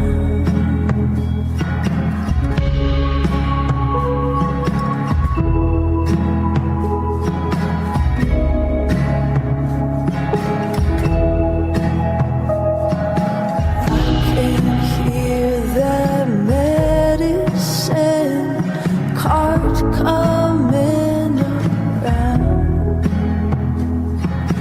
moonshine leaves a special slur, sang from Daddy's mouth. Secrets from the black inside, secrets from the south.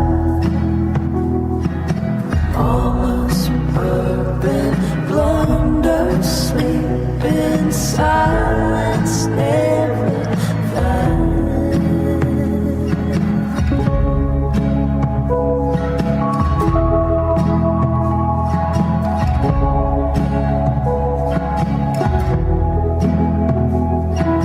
I can feel that medicine can't come in around. Pops on space, shook car panels, the kids all sang aloud. They said you could change your voice, if you could change your sound. Maybe we could find a beat to get up and dance around. I'm stuck here in the shakedown of a dream. The nonsense of paranoid chasing. Yeah, I swing hard, try to fracture the meaning when I should have kept running. I can feel that medicine coming around. Sorrow is a juggernaut, a river with no bounds, crossing plains and deserts until everybody drowns. Maybe it just chases some, it doesn't matter now.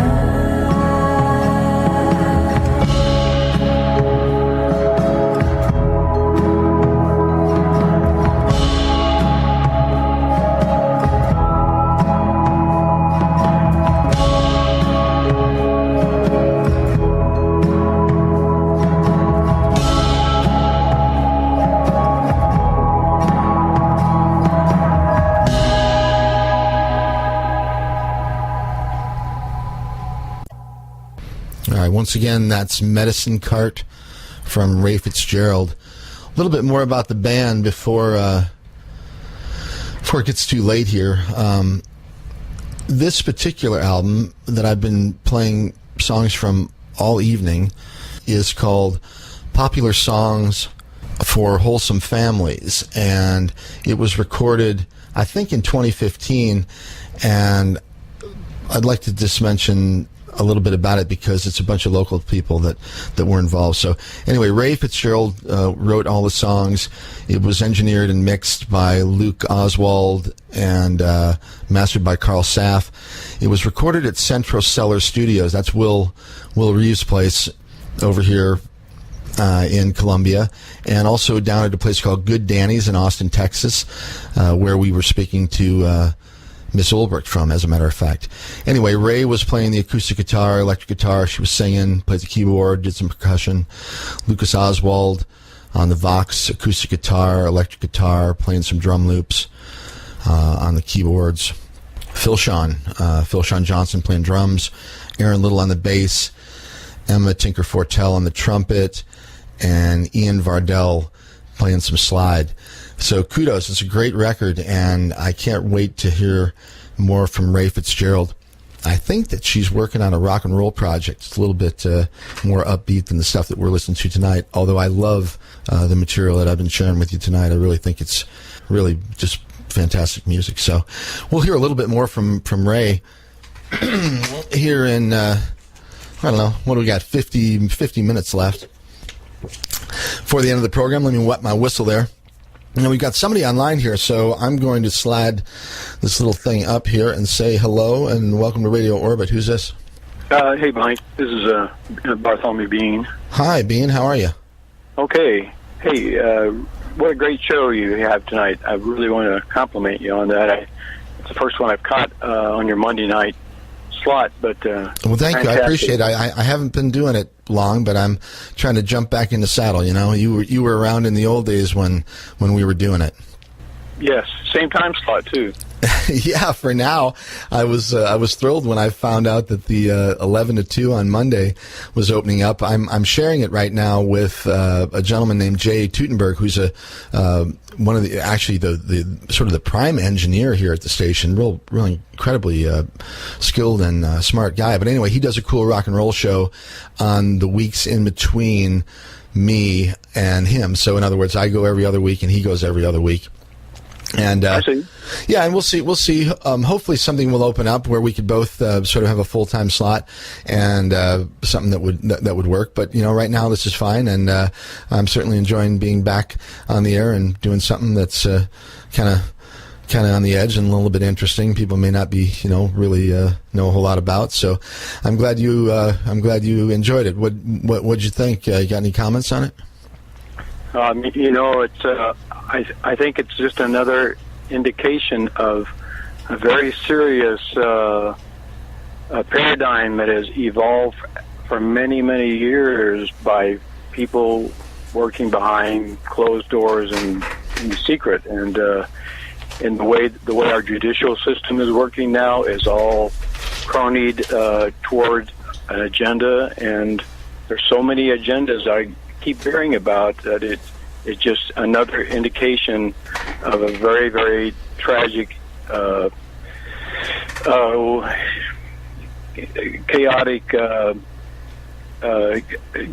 scheme that is going to take our country away from the people. I mean, that's obviously what they're up to. You know, one of the things that Lyn brought up was the idea of trial by jury, which we are all guaranteed in the Bill of Rights, and very, very few people go to trial anymore at all. Most people will plea because, like Lyn pointed out, that they're pressured. You know, there's a whole the attorneys, prosecuting attorneys, and even many of the defense attorneys. They all sort of work together. Everybody knows everybody, and they may not always have your best interest, in mind, even if it is your attorney. And they may, but they may not. And the system itself is just so messed up that you can find yourself just in an extremely difficult situation, and then you can't get a jury by your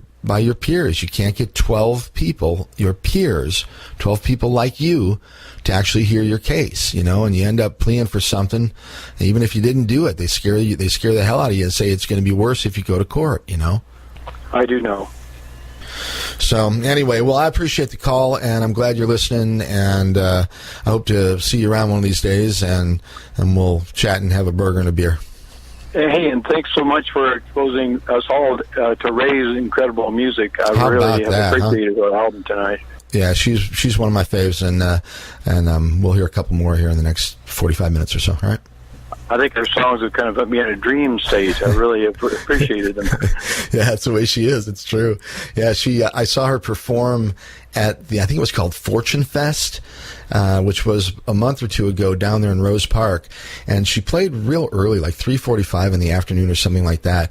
But it was just mesmerizing. It was her and her partner playing guitar. And wow, fantastic show. Hey, Mike, thanks so much. Good show. All right, Bart, hang in there, man. Okay, talk to you later. Talk to you later. All right, it's Mike. You're listening to Radio Orbit, KOPN Columbia. Once again, 443-8255 if you'd like to call and say hi. In the meantime, I would like to mention, I kind of want to do a quick review of the charges and sort of a synopsis of what Lyn and I were talking about, because we jumped around a little bit, and I'm going to kind of nutshell it here for you.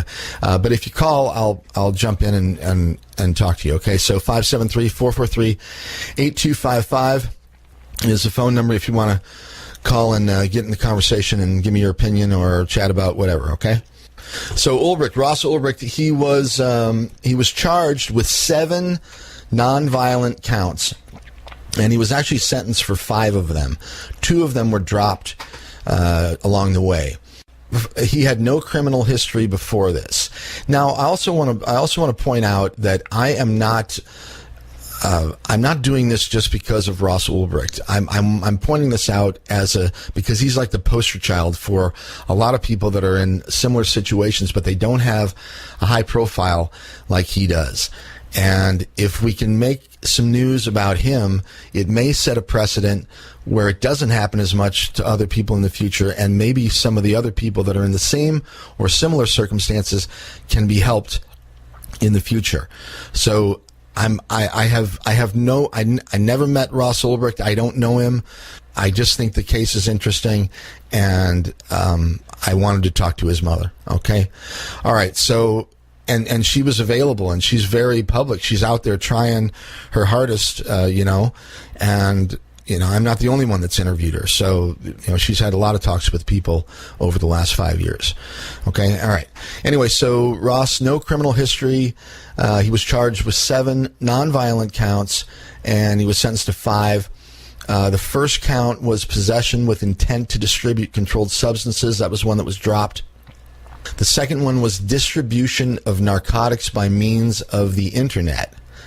And the typical sentence for that is 10 years to life. And Ross was sentenced to life without parole for that particular charge. Now, the caveat is this.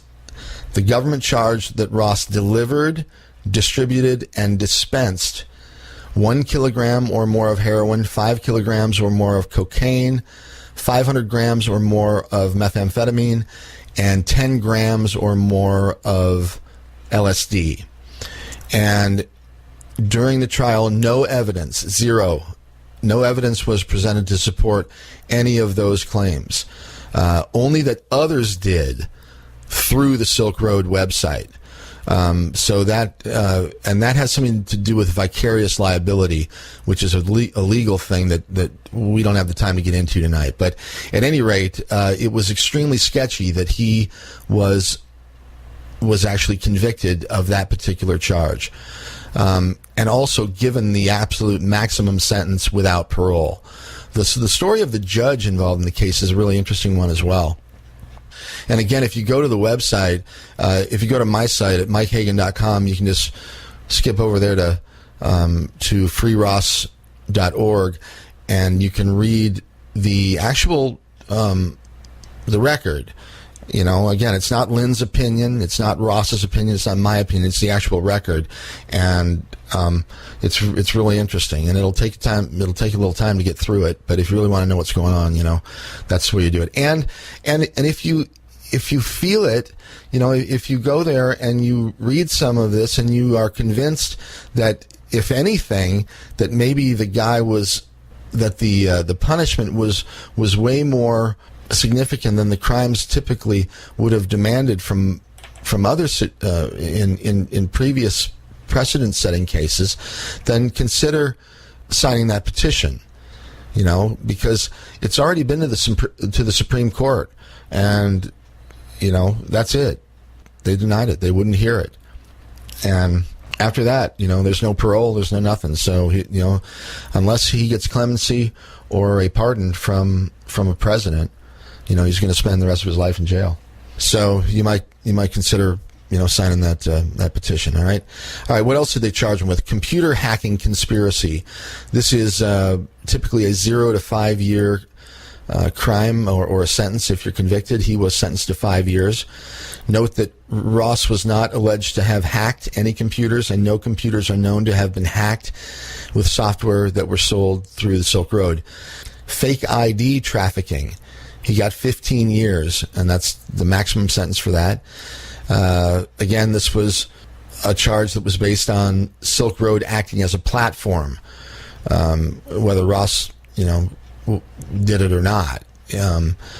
Anyway, and the last one was money laundering conspiracy, and that was 0 to 20 years, and Ross was sentenced to 20 years for that, the maximum sentence.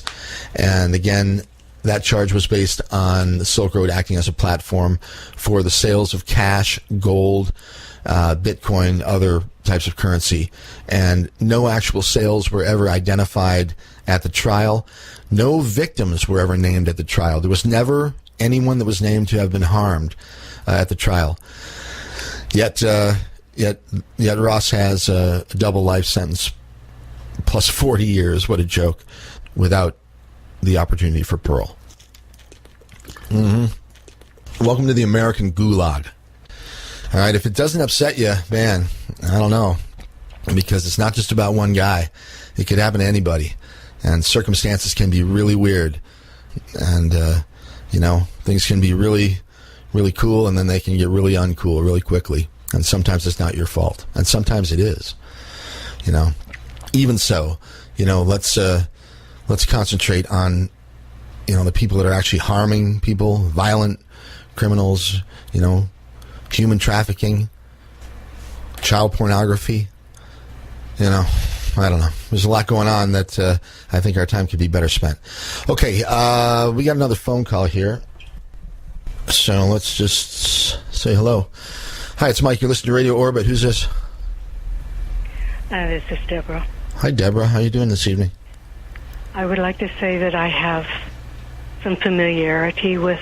I saw a documentary on this a few years back, and it was a very unsavory portrayal. I'm sure. At least that's the gist of it.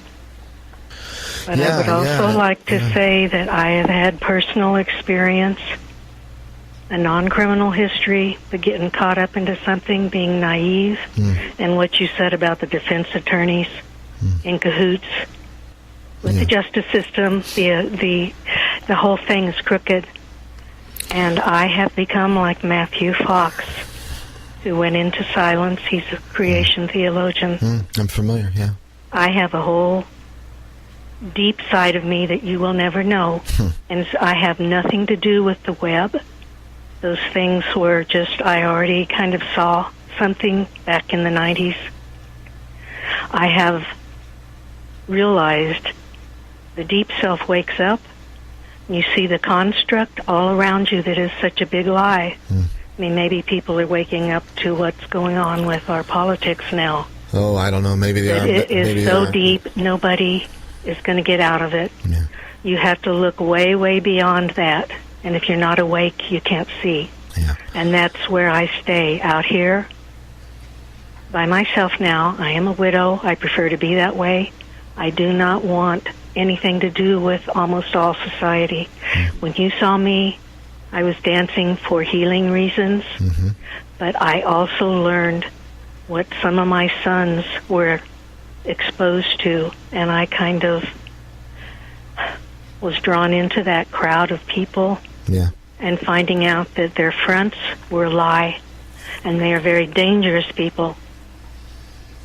And they have power over others because of the drugs and the alcohol and everything that goes into it. They prey on the young people. I've been witness to the prostitution of the girls and everybody up on different floors from the house parties. I'm not going to get into that, but I just don't even have any faith in this world that pretends to be the real world. it is all a lie. And so I stay here and I do my research and my studies, and I'm never going to share it because there's no use. Now, Matthew Fox came out of his silence, what was it, a year? And that was back in, 1990, 91. So with me, I never will. Well, and I just wanted to let you know that I'm very familiar with the things that Lyn talked about, just by accident. Yeah. And the computer controls over family telephones and stuff, all that got me into trouble too. Yeah. And then the stroke and having no medical care, all of that. I am just so really disenchanted. So I just wanted to let you know that. Well, I say never, and hopefully one day you will decide to share some of the things that you've learned, because I know that you have spent a lot of time learning about a lot of things, and I appreciate your taking the time to call, and I appreciate your knowledge. And I know it's an ugly thing out there. It's an ugly thing, but I'm just. I'm doing what you are doing in a different way. I'm just doing the best I can in the middle of it. So are you, Oh, and hello to Bart. Oh, yeah. Ron. Yeah. Ron. So sure. It's nice to hear his voice. Okay. All right, Deborah. Thanks for your program. Take care of yourself, all right? Thank you. Mm-hmm. Bye. Right, bye. Whew, okay, it's Mike, and it's KOPN Columbia 89.5 FM. I would like to add that, I don't necessarily think that all attorneys are rotten. I actually have a very good one who has helped me out of a number of situations, or at least made things better, and he's a good man and does his best. But it doesn't mean that they're all good. It's kind of like doctors. You got to take the time to find one that actually really cares about you and is going to take the time to help you with what you need help with. And it's very difficult to find, and you need money to do it. And this is a whole nother side of the story. If you don't have the money to defend yourself, wow, then you're really in trouble, because the system will grab you like the jaws of a jackal, and you'll be lucky to get out of it. So try to stay out of it is one of the lessons. Avoid it if you can. It's a dangerous world, and there are traps sort of everywhere, and it's almost like a video game, and you gotta skip here and jump there and go this way and that way, and to avoid the big hole in the pavement and avoid the trap, because if you fall in the trap, it's going to be hard to get out of it. Now, somebody is calling on the air room line, and I can't answer that phone right now. If you're listening, call back on 573-443-8255. That's the call-in line that I can actually talk to you while I'm on the air. If you call on that other line, I can talk to you when I'm off the air. Like if I put some music on or something, I can talk to you. But otherwise, call back on 443-8255, okay? All right, it's about 25 minutes after the hour, 1:25 on October the 9th, 2018. It's Mike, and it's Radio Orbit. I'm not sure what's happening at 2 o'clock. I think that our station manager, Sean, is coming in to run the board. I wish he didn't have to, and I'll talk about that in a minute. But hold on a second. I'm going to take another phone call here. Good evening. Welcome to Radio Orbit. Who's this? This is Paul again. Hey, Paul. How you doing, man? Oh, okay. I got a couple of things on my mind. Sure. Have you heard about that guy? His name was Ferguson. Yeah. He got charged with murdering. Sure, Ryan Ferguson. Absolutely, yeah. I'm friends with his father. Well, cool. Did he ever get his friend out of jail? Do you know? Chuck, what was his last name? I don't remember. He's still in prison, but I know there is an ongoing effort to get him out. He has some extremely serious mental considerations. Obviously, he said he had a dream. Yeah, and I think that since he's been in prison, I think that he has not gotten more healthy, and I think that's probably one of the major reasons why he's not out yet. I know that Bill and Ryan and a lot of the people that were working on his case were really hell-bent, actually, on getting Chuck out of there because they really, believed that he was as innocent as Ryan. But for whatever reason, and I don't know the details, Paul, but he's still in prison, yeah. Okay. You want to hear about how the courthouse gang in Boone County murdered my mother? Well, if you want to share it, we're at 1:30 in the morning. I'm willing to listen, buddy. All right. Give me a little framework. First of all, give me a time frame. Well, she was in her early 90s, and she needed help. When was this? 2012 or something like that. Okay, so it's been 6-7 years. Okay. I just want to get that clear. All right, and I got her to hire a guy who's really close to the station. Mm-hmm. Unfortunately, he's not very competent, apparently. And, she had to dial 911. Okay. And she had feces and urine on her garbage. And anyway, the court declared her incompetent, demented, and they've got their pet psychiatrist. Mm-hmm. Want to hear his name? I'm not sure that you want to say that on the air. Okay, then I won't. I think it'd be best for both of us, probably. He's well known. Okay, all right. Anyway. Yeah. Well, it took them 15 months. They took everything away from her, all her possessions, in her mind. They gave her antipsychotic drugs. Yes. I could not even have a conversation with her. And they charged $105,000 for what they did, and that came out of my inheritance. That's one big reason why I moved out of Boone County. Well, it sounds like a good one. Yeah, and I talked to Dave Owens. I talked to Mark Heim. I asked my friend Dan Vietz for some lawyers to help me out. He gave me 2 names that were on the opposite side of her, and one name that was good, but she said she couldn't help me.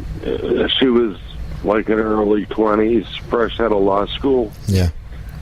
And she said I needed help badly, but she couldn't help me.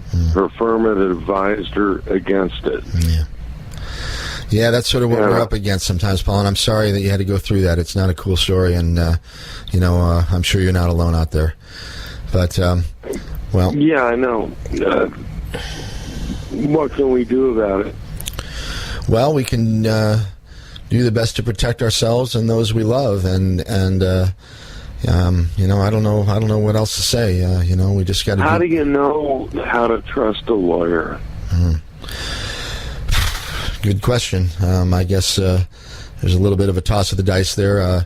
I'd say you can ask for advice from somebody maybe that you trust, and they can. Yeah, but if you don't have someone like that, you don't know. Yeah, I know. A lot of people are in a difficult situation. I understand. It's one of the things we were talking about, and that's one of the many predicaments that we're in. There are so many things that are not easy to manage or navigate in the culture and the society that we have inherited and built for ourselves. And Paul, we just got. I knew another guy who this was done to with his father. Hey, Paul, I'll tell you what. Let's hold that one for another time. I've got to take another phone call, and I've got a break that I've got to take and play another song before I get to the end of the program. But I sure appreciate you calling, and if you listen again in a couple of weeks, I bet we have something else to talk about.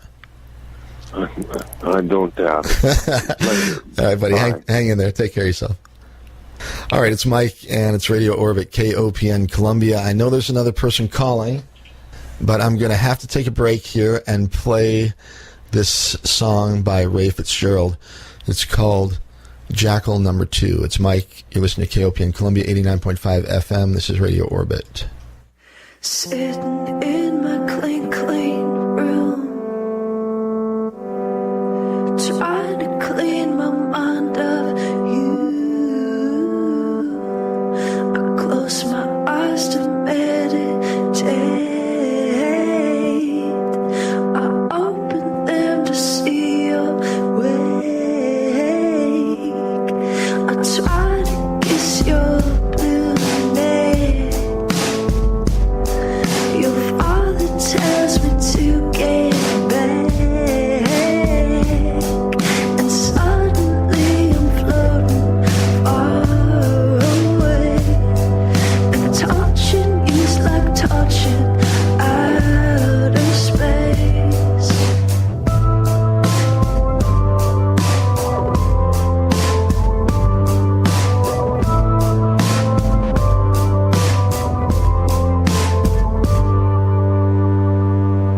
I bet the worms are through your flesh. I bet it's only teeth that's left, never to clench again, never to hiss or hold your tongue in. They buried you already. Though they knew you were a pagan, still honor God's children. But you won't get your own heaven. You won't get your own heaven. I can't pay the same price twice. I can't pay the same price twice.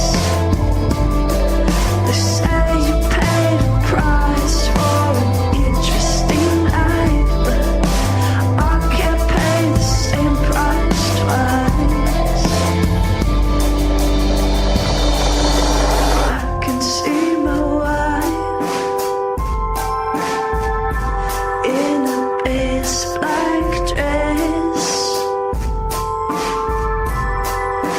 crying by my side.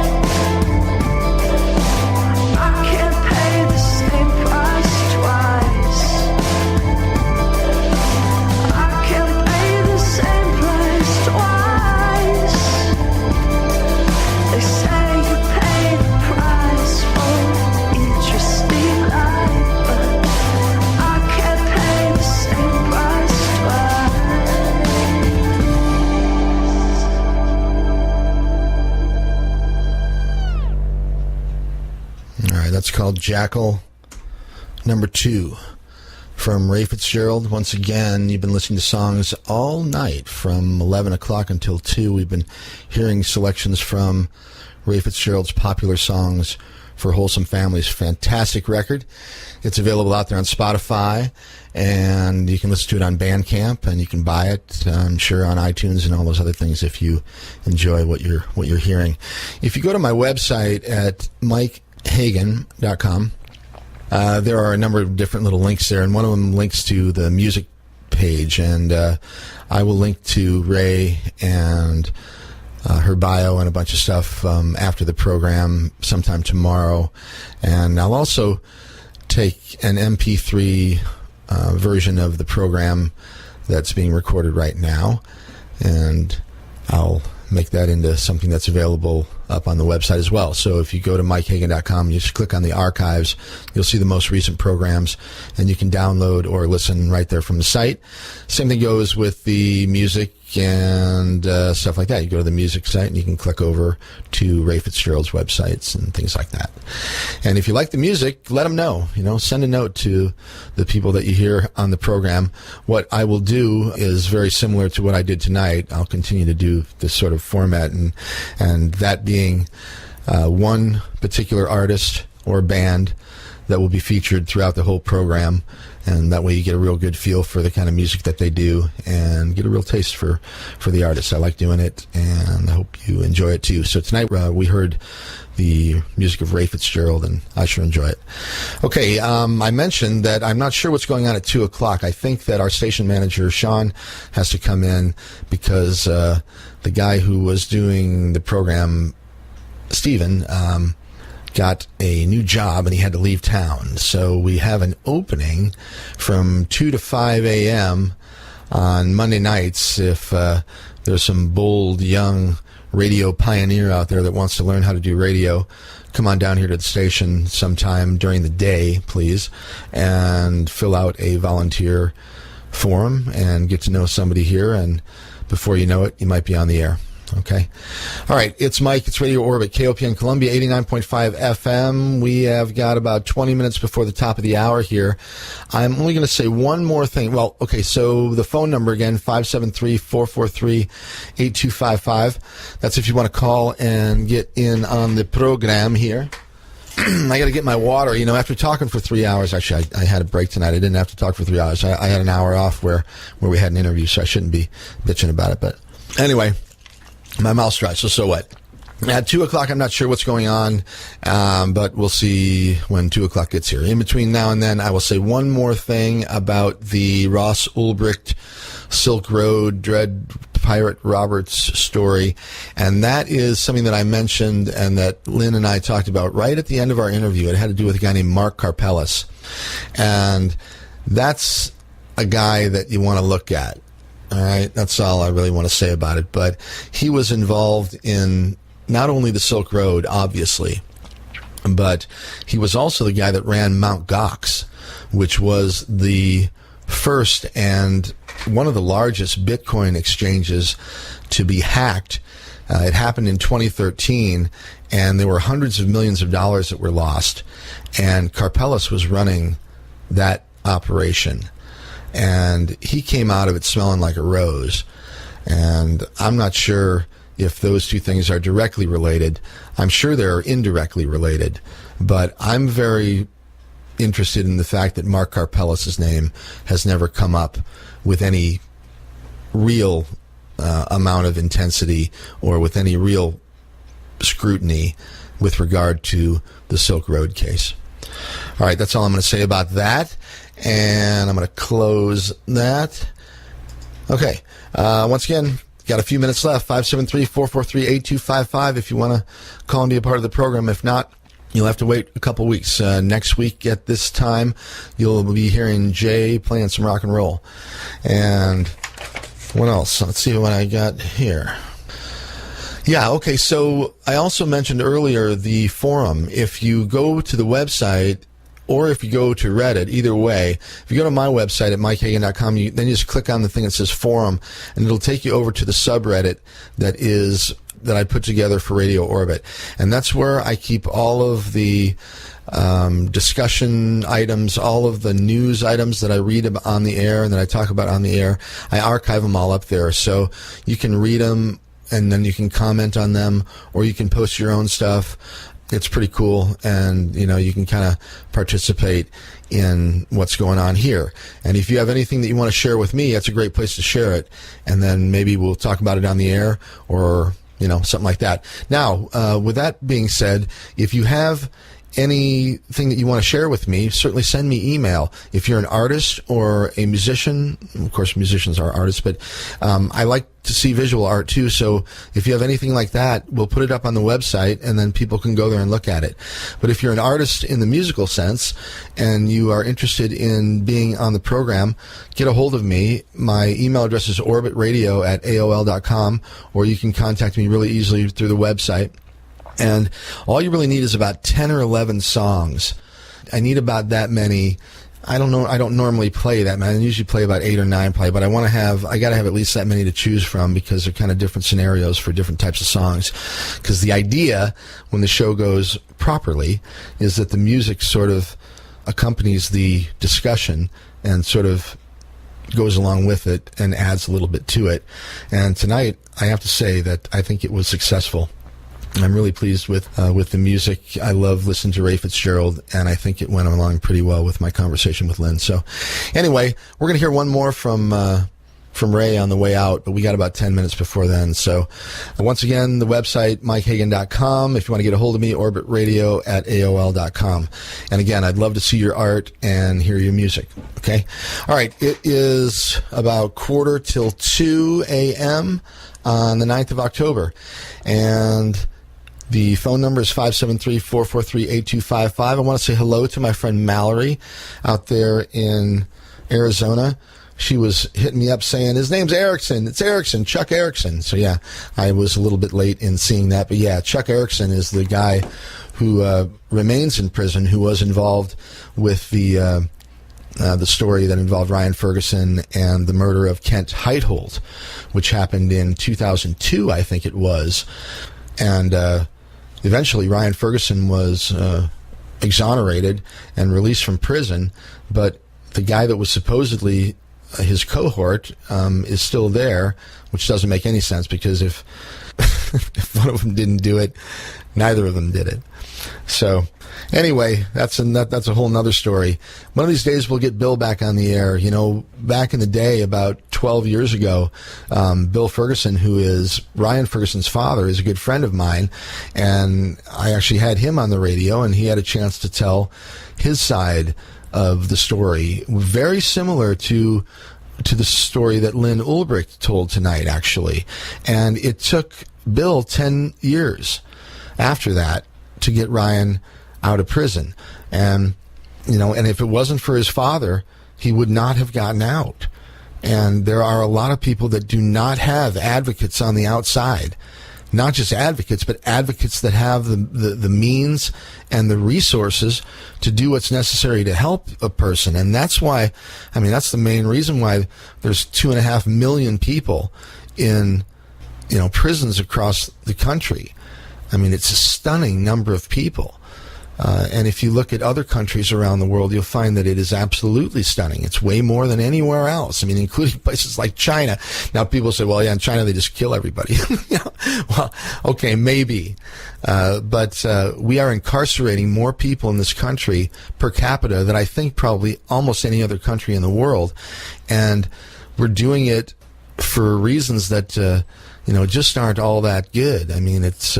It's typically a money-making operation, and there are many men and women in those situations who are working for pennies, and it's just not right. So anyway, I see my partner Sean Spence just walking through the door here, popping maybe a Mountain Dew or something like that at 2 a.m. It means we're going to wrap it up here in a few minutes, but let's see.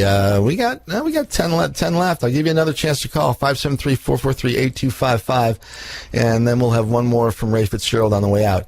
Let's see if I got anything in the news here that I didn't mention that I wanted to talk about. Let's see. Well, I bet you that the guys on Tech Radio talked about this. I don't know if they did or not, but there was a pretty big story last week, and the headline reads, "The Big Hack, How China Used a Tiny Chip to Infiltrate U.S. Companies." And I'll read just a paragraph here or so. Check this out. Okay. In 2015, Amazon.com Inc. began quietly evaluating a startup company called Elemental Technologies, a potential acquisition to help with a major expansion of its streaming video service. Based in Portland, Oregon, Elemental made software for compressing massive video files and formatting them for different devices. Its technology had helped stream the Olympic Games online, communicate with the International Space Station, and funnel drone footage to the Central Intelligence Agency. There you go. Elemental's national security contracts weren't the main reason for the proposed acquisition, but they fit nicely with Amazon's government businesses, such as the highly secure cloud that Amazon Web Services was building for the CIA. All right, hold on. Let's see here.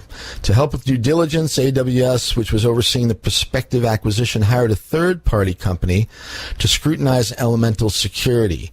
And the first pass, here's the meat of the story, the first pass of their security check uncovered troubling issues, prompting AWS to take a closer look at Elemental's main product, the expensive servers that customers installed in their networks to handle the video compressions. These servers were assembled for Elemental by Supermicro Computer Incorporated from San Jose. Nested on the server's motherboards, the testers found a tiny microchip not much bigger than a grain of rice that wasn't part of the board's original design. Holy smokes. And they're everywhere. They're on so many computers, you guys. I mean, and they're sharing essentially everything that was going on. Anyway, that's an interesting story, so you might want to check that out. It's called The Big Hack. That's from Bloomberg, but there are a lot of other people that covered that story. Okay, what else? Oh, that was kind of cool. I found this old video. It's no good on the radio, but you should go to the website and watch this. It's rare footage of a 1950s housewife on LSD, and it was in a controlled laboratory clinical situation when back in the day when they actually allowed scientists to experiment with the stuff, from the late 60s up until the mid 90s, and even now it's really hard. You can get licenses now to experiment with LSD and with psilocybin and with DMT and things like that, but you got to jump through some remarkably complex hoops to do it. Talked to Rick Strassman out in New Mexico about that, the guy that wrote DMT, the spirit molecule. I should get him back on the air. He's a fantastic guy and a really, really fun person to have on the radio. But anyway, as a side note, that's a remarkable book, and it documents how in 1998, which is now 20 years ago, how Strassman was, and the only guy that's been able to do it, really, was able to get federal permission and got a license to do clinical studies on dimethyltryptamine. And it's a remarkable study and a really interesting book. It's called The Spirit Molecule, and they even made a movie out of it. I forget. I think it was a movie by the same name, DMT, The Spirit Molecule. So, anyway, all right. So let's see here. 1:52 a.m. Hey, Sean, what do you got planned for the next couple hours? We are going to visit the golden age of radio. All right. For the next 3.5 hours or so, because Mike, you said 5 a.m., but it's 5:30. It's 5:30. Damn, we got to get morning air starting a half an hour earlier on Monday. Oh my goodness! Now you're not going to be doing it for long. Well, we'll see. We actually have 2 applicants already, just from today. But we'll be playing the golden age of radio, and this morning it's going to be Abbott and Costello. Right on. Okay. All right, so you got that coming up, everybody, in just a few minutes. Top of the hour here at 2 a.m. You can check out Sean Spence and some Abbott and Costello in, like I said, just about 5 or 6 minutes from now. Okay, one more time, I'm going to say thanks for listening tonight. It was great to have the calls and talk to everybody about their thoughts, and really a pleasure and a privilege to have Lyn Ulbricht on the air. And once again, I would ask that you visit freeross.org and use your own intellect to decide what you think might be going on there, and if you think it's worthwhile worthwhile. Sign that petition, and maybe we can help Ross and some other people get out of a situation that they do not deserve to be in. Okay, it's Mike, once again, Radio Orbit, KOPN Columbia, 89.5 FM. We're going to hear one more from Ray Fitzgerald on the way out. This one is called Tower. And once again, if you'd like to find more information about Ray, you can, obviously you can, do a search for her on the internet, but you can more easily just go to my site and click on the music page and then click on Ray's name, and you can hear stuff like this. This one is called Tower. Once again, Ray Fitzgerald, and it's Mike. You've been listening to Radio Orbit on KOPN Columbia, 89.5 FM. Stick around for Sean and some Abbott and Costello. I had a dream, silver spiders were falling like rain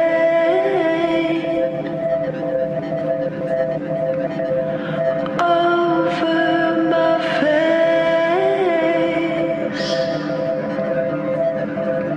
I was standing in place.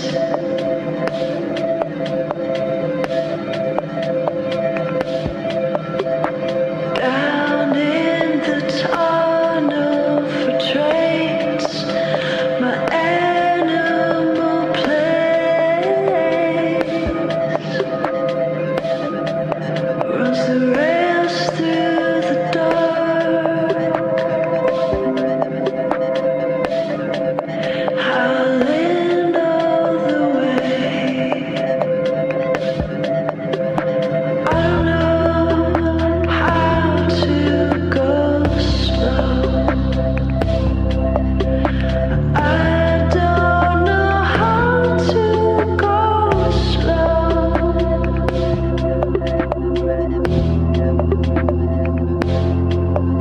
I wanna get back on the road and pedal my pace.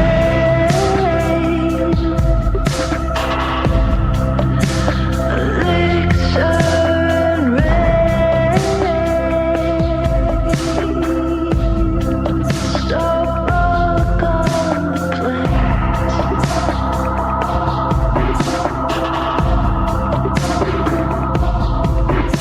I beat on the drum, but the thunder never came. I never got paid.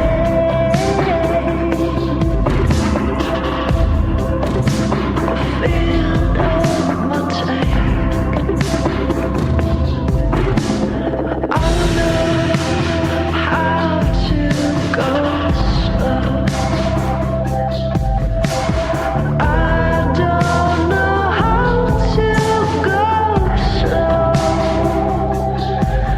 That tower cord is all that I've ever known. I build it up fast and watch it implode.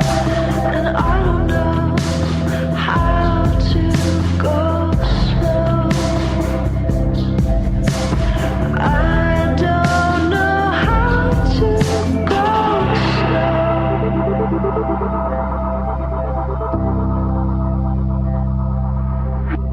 The future is just